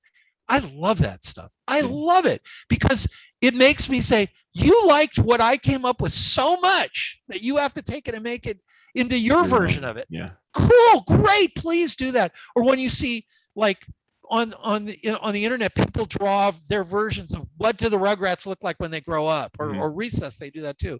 And I think I love that. I mean, it's just it means that I had an effect on you, that something that started as something in my head has had an effect on your life. That's really cool. I love it. So please come up with your theories. I don't care what they are. They could be depressing. They could be funny, whatever. Just go, be creative. That's wonderful. Make sure you message Paul with that depressing shit, not me, because I was really sad when I saw that shit. It didn't bother me at all. Oh, this is a good one, because we talked about it with you working so much. Cameron wants to know, or oh no, it's probably Cameron, and my handwriting just sucks. What was your sleep schedule like during the writing of this show? Rugrats? Yeah. It wasn't so much the writing of it as the whole thing, because the way I divide, I'm a writer, but in many ways I consider myself more of a showrunner, a guy who does everything. So I'm involved with everything. Writing's just one part of it. My partner Joe is a real writer. He's a writer's writer. He's so great. I'm not as good as he is at writing. What I like to do when we're working together on a show that we create, he kind of spins off and runs the writer's room and does that. I'm involved with it, but kind of in a much smaller way than he is. And I do the production, the recording of the actors, the storyboards, the post-production, the editing, sound effects, everything, right? That's what I love. And so the better question that could have been asked was not did you sleep during the writing? Did you get much sleep? Did I get much sleep during the production of the show? And the answer is, I got some, but I was working all the time. That's what I was telling you about not having time to spend with my kids. Yeah. That's the real problem, is I was just never home. I would come home and go, like crash and go to sleep, and then wake up the next morning and do it all over again. It's hard work, but I loved it. Yeah. I loved it. I can tell you, we could tell you loved it, man, because it translated into your work you were doing. This is he or she, excuse me, had a two-parter here. Were there any topics that you wanted in Rugrats but Nickelodeon said no? And was this the hardest era of your life? It was certainly not the hardest era of my life. Mm-hmm. Did I want things that I couldn't do that because Nickelodeon stopped me? Almost nothing. Yeah. Nickelodeon was by far not my biggest problem. My biggest problem was people, and I'm not going to get real specific on this, but was people that I was working with here, people that were in high positions in Los Angeles working with me, not at Nickelodeon. Gotcha. And so I'll give you an example. We wanted to do an episode of what happened to Chucky's mom. Now you asked me, you told me that Mother's Day episode was way before the Mother's Day episode, like back in the first or second season of the show, we wanted to do an episode about Chucky's mom. What happened to her? Because she was never around. So the first thing, we all sat down, my writers and I, we sat down and we said, well, what happened to Chucky's mom? Where is she? And somebody said, well, I figure they're divorced. That Chucky's dad and Chucky's mom are divorced. And we pitched that, and someone said to us, oh, you can't do divorce. Kids can't deal with that stuff. You can't talk about divorce.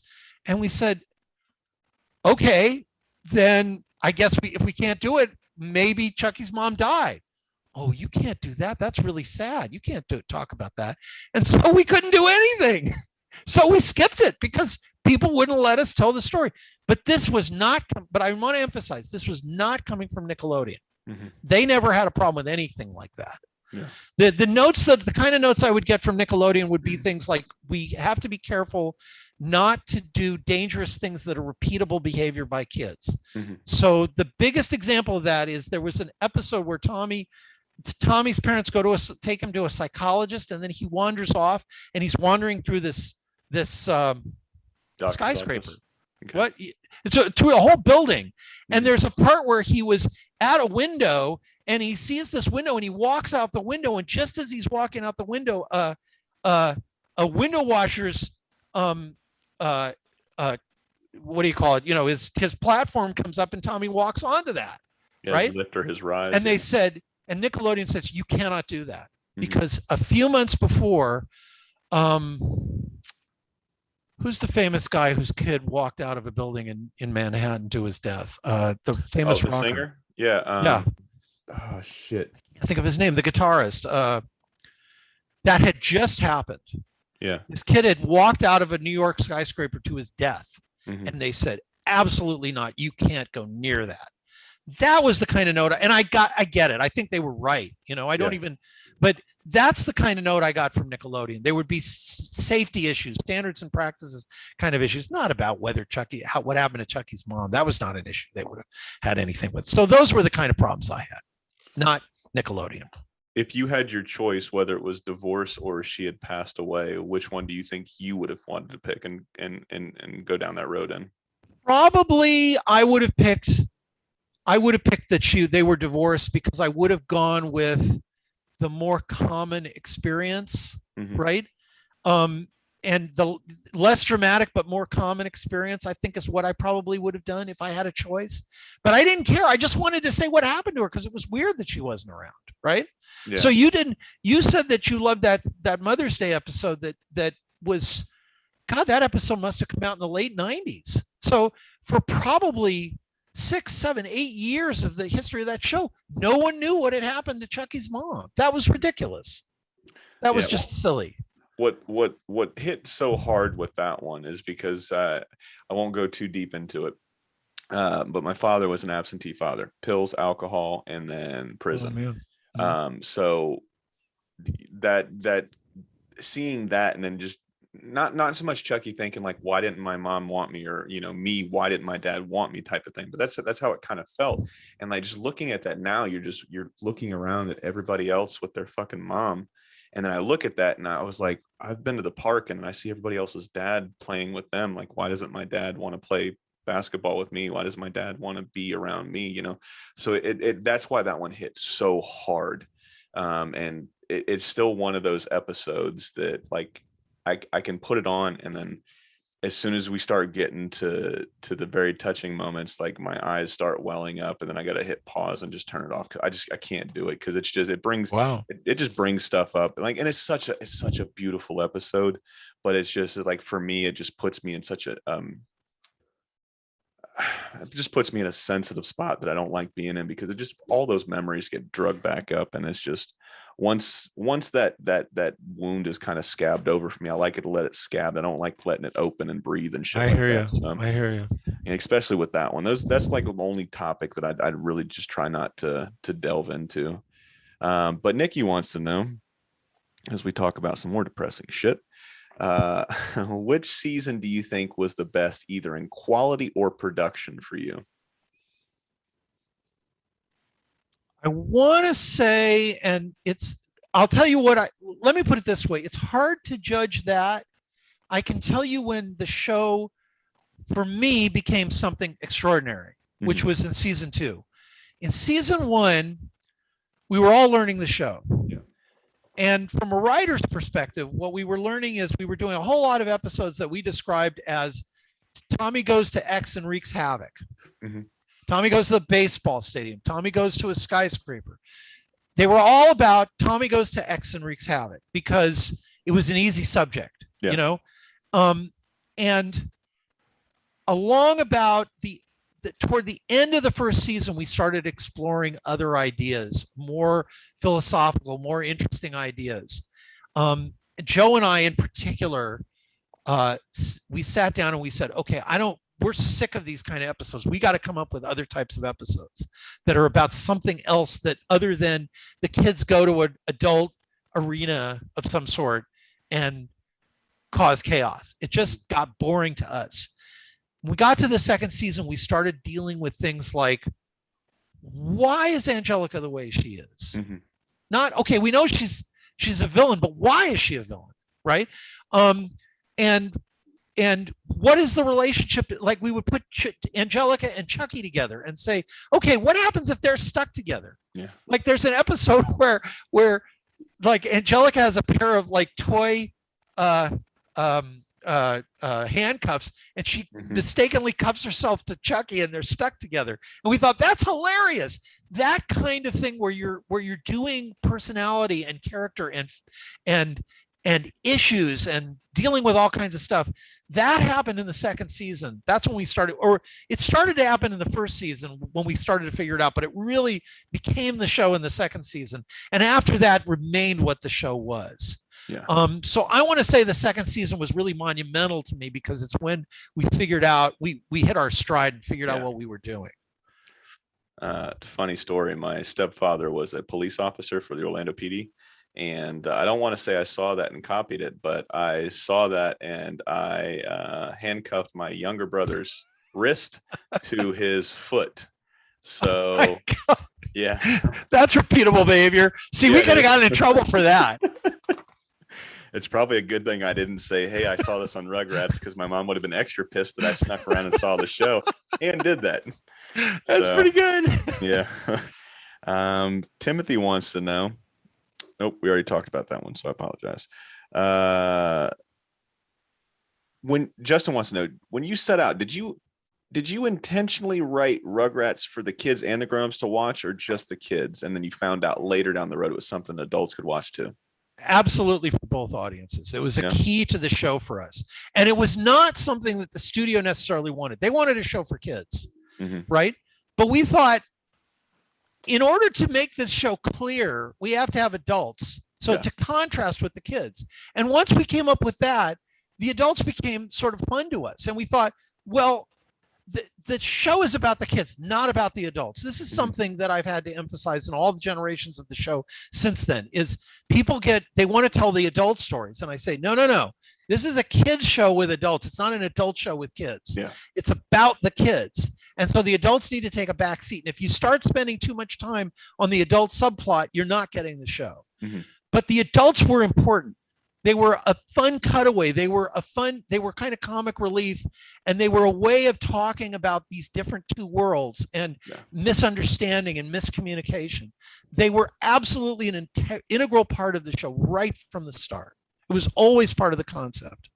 If you were to see that pilot we did that I told you about, maybe I said this on the air, I can't remember, that we never actually aired the pilot. Even in the pilot, there was an adult subplot. It was important to it. Now, can you find that pilot online? Was it ever released after? I think it is online. Okay. I think it is. I think it's on YouTube, but I'm not sure. Okay. Zach L here writes in, and it's funny, we talked a little bit about the Tracy Ullman show in The Simpsons earlier. Have you ever thought about doing adult animation, since you got your start in the animation animation, with the Tracy Ullman Simpson shorts? Well, yes, I have. Here's the problem in the entertainment business in general in Hollywood. You get typecast into what it is that you've had success in. Mhm. People think, oh, he's not an adult animation writer. He's a kid's animation writer, and you get stuck there, which is really unfortunate because that's just a pity. But so yeah, there were times we pitched adult animated shows, but they were never able to sell anything. I think people just didn't think of us that way, and so we never got our opportunity to do that. Joe and I have always wanted to write adult and live action, but we just couldn't make the transition back to it. Man, I hope you guys can do it, because I got to feel, because like we just talked about in that previous question, you wanted both audiences there, because you got the kids that are into the shit, and then you got the parents that have all the money. So you want to make sure that you're kind of, because most of the time a kid will watch a TV, and then who's watching the TV with them? The fucking parents. So you want to make sure they're not just trying to sleep or something like that. You want to get them actively engaged. Well, that was our thing. What we think happened with Rugrats is that why it took off, we think, when it went to prime time, is that mom and dad would come into the room, while they were making dinner, and they would see what the kids are watching and say, hey, this is pretty funny. Yeah. This isn't bad. As opposed to the kids shows that people watch that are just so stupid. Mm-hmm. You just look at them and go, oh, I would cut off my arm to get out of this trap and not have to watch this. That's not what we wanted to do. We wanted smart shows that everybody could relate to on different levels. Yeah. Right. And it's still what we did. We did the same thing on Recess. So it was just an important part of the show and always will be. So yeah, I'd love to do adult animation anytime. Give people, if you know anybody, let them know. I'm available. I know some people. I don't know if they'll listen to me, because I'm just a fan that has a microphone and likes to talk to people, but I know some people. I'll reach out. O wants to know, were you involved with any other Nick projects other than Rugrats at the time? No. Jeffrey wants to know, what was it like having the late great Alex Trebek guest starring on Rugrats? It was so much fun. Yeah. Oh my gosh, that was a really cool episode. We had a number of people. We would bring people in. It was amazing how many people would come in if you asked them. They would just come. So we were doing this game show episode where Dee Dee's basically on a game show, and we got Alex Trebek to come in. I couldn't believe it. And he was the nicest guy. Once the microphone went on, he was all business, man. He would just do it. He would knock it out of the park. He understood exactly what he was doing. He'd never seen the script before. He hadn't studied it. He just was reading it off right on his music stand. Boom, done. He was great. He was a lot of fun. He was great. Oh, one take Trebek, huh? Oh yeah. Was there anybody that you wanted to get on there that you guys couldn't lock down? Was there anybody you really, really wanted that you can remember? I'll tell you the one I really wanted. I wanted to get Jack Nicholson for the feature that's Recess. I'm sorry. For the Recess feature, I wanted to get Jack Nicholson. We didn't get him. Most of the time we got almost everybody we wanted. Yeah. Yeah, it wasn't even that tough. Was Jack going to play Jack, or was he going to play a different character? No, he was going to play the villain in the Recess, and we wanted him to. Oh, okay. He said to us, basically, he said, yeah, if you give me points on the show. Well, we couldn't do that. We didn't have points ourselves. What does that mean? Point? What does points mean? It means a piece of the show, a percentage of the show. Points are a percentage of the show, like you're going to make a percentage of the profit. Gotcha. Disney was never going to agree to that, so we couldn't get him. God damn it, Jack. You make enough money. Yeah. Maybe it'll happen sometime down the road. Ben Thompson wants to know, and I don't know if you were a part of this when it was going on, so I apologize ahead of time, but what are your thoughts on making the Santa Experience holiday episode? Oh, that's we're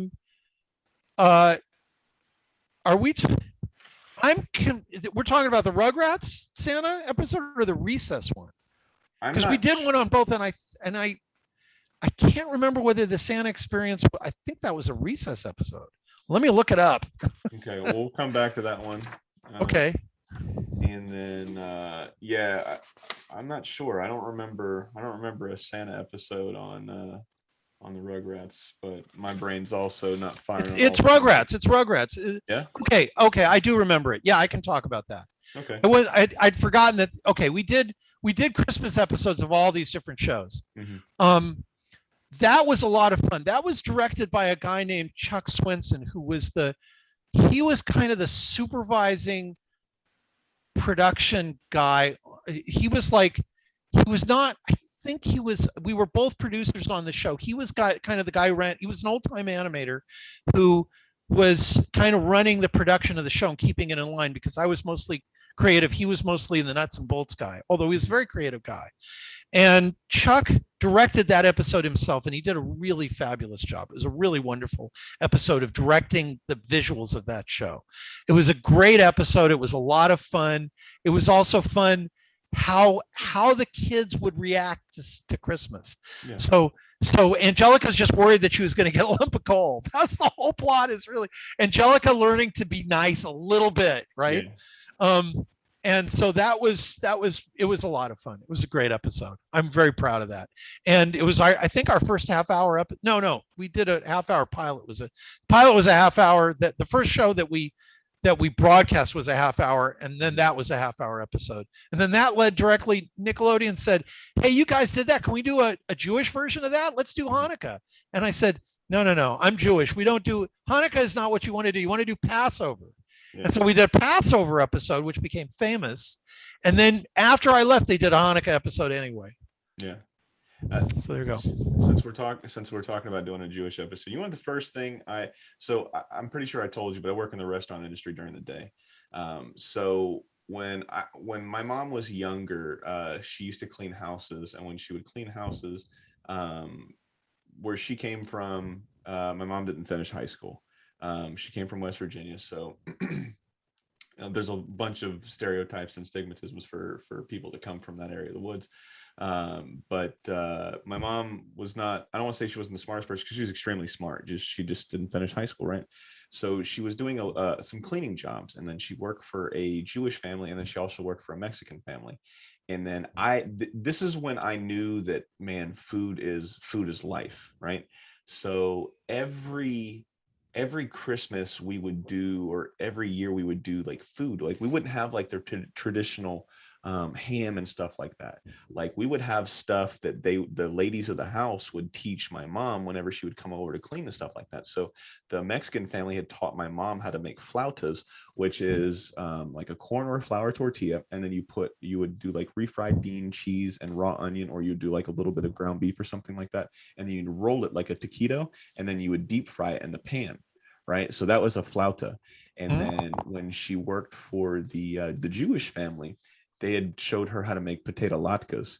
Right. So for fucking Christmas or Thanksgiving, we would have like flautas, we'd have potato latkes, we'd have turkey. That's cool. It'd be like the United Nations at the dinner table and shit. We'd have like all of these different Good cultures. For your mom introducing you to all that stuff. That's really cool. Yeah, it was really cool. So for like the longest time, the only thing I knew about Jewish people was the matzo ball soup that we would make, and then the fucking potato latkes. So isn't matzo ball soup great? Man. God, I love that stuff. Man, it's so good. It's especially this time of year now, where it's never fucking cold in Florida. So I don't want to throw that out there, but it's starting to get to that cooler temperature where you're like, oh man, I could really go for a big old bowl of that right now.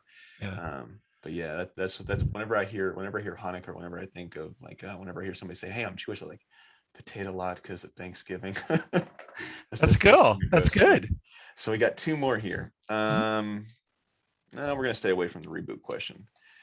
So Zach wants to know, what was your proudest moment on the Rugrats? Fitting way to end the podcast here. What was your proudest? I kind of think it was that Passover episode. And the reason I was so proud of it is I got to tell a story about that had never been done on TV before, apparently. Maybe I'm wrong about that. Maybe there is, but I don't know about it. Certainly not in children's stuff. We got to tell a story about our background that was different from the background of what most kids see on TV. Mm-hmm. And it was really exciting to do that. It felt really good, and it's had a tremendous effect on people. People come up to me and they said, that's how I learned about Passover. Whether they were Jewish or not Jewish, that's how they learned about this important holiday for this group of people. Mm-hmm. And I'm very proud of that. That's a really cool thing. I got to imagine, man, it's a nice little feather to have in your cap. As we end this, I always like to say, like I said, I thank you for everything you've done, and thank you for spending some time with me. But is there anything that you're working on now that we can kind of push the fans as far as directions go? Like, hey, so if you want to check something else out that Paul's working on, you can check me out here. You working on anything that we can really? I'm working on something. It isn't on the air yet, but I will say that we're working on maybe bringing back Recess. Ooh, Yeah. man. So that's just a possibility right now. It's like glint in our eyes, but we're looking to maybe do that. So that's a thing people can be looking forward to sometime in the next couple of years. Now, if hypothetically, if this were to happen, is it picking up where the show and the movies left off at, or is this a fast forward in the future type of thing, or can you not talk about I think I'm not going to tell you that. I think Keep it's. them wanting more. I will tell you this: it's not going to be the same as what it was. It's going to be different, and yet recognizable and kind of fun. I'll leave it at that, and hopefully, people will get to see it in not too long from now. That's my hope.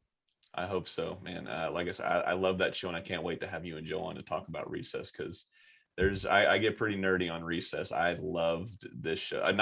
Not too many people that I used to hang out with, because a lot of people gave up cartoons right about 6th, 7th grade. I mean, I've been watching cartoons since I was fucking little, and I'm still watching them now. So Recess has a special place in my heart. Excellent. I can't wait to talk about that one. But if people want to come and say, hey, Paul, man, I really like what you do, can they find you anywhere on the internet, or you pretty much off? I don't really have a presence. I'm on Facebook, but I never even look at my page anymore. I'm afraid. I'm sorry about that. No, it's probably a good thing too. That shit's toxic. You know my email. People, if they want to get in touch with me, let them contact you and you can forward it to me. Can we do that? Yeah, we can do that. So if you want to say hi to Paul, man, this is going to open up a can of worms. But if you want to say hi to Paul, man, just forward me some stuff, and I'll make sure he gets your notes right. I'll be that conduit that Angelica was between the two worlds with the babies and the there you go. Adults. There you go. I'm sorry, I don't have. I wish I should have social media presence, but I just never got into it. I'm too old. Fuck, man, I'm too old for that shit. But in today's day and age, in order for people to hear you and people to find shit like that, you kind of got to be on some kind of social medias. I try to post and ghost is what I'm kind of going by. I put this shit up, and if you like it, you like it. If you don't, fuck it, I don't give a shit.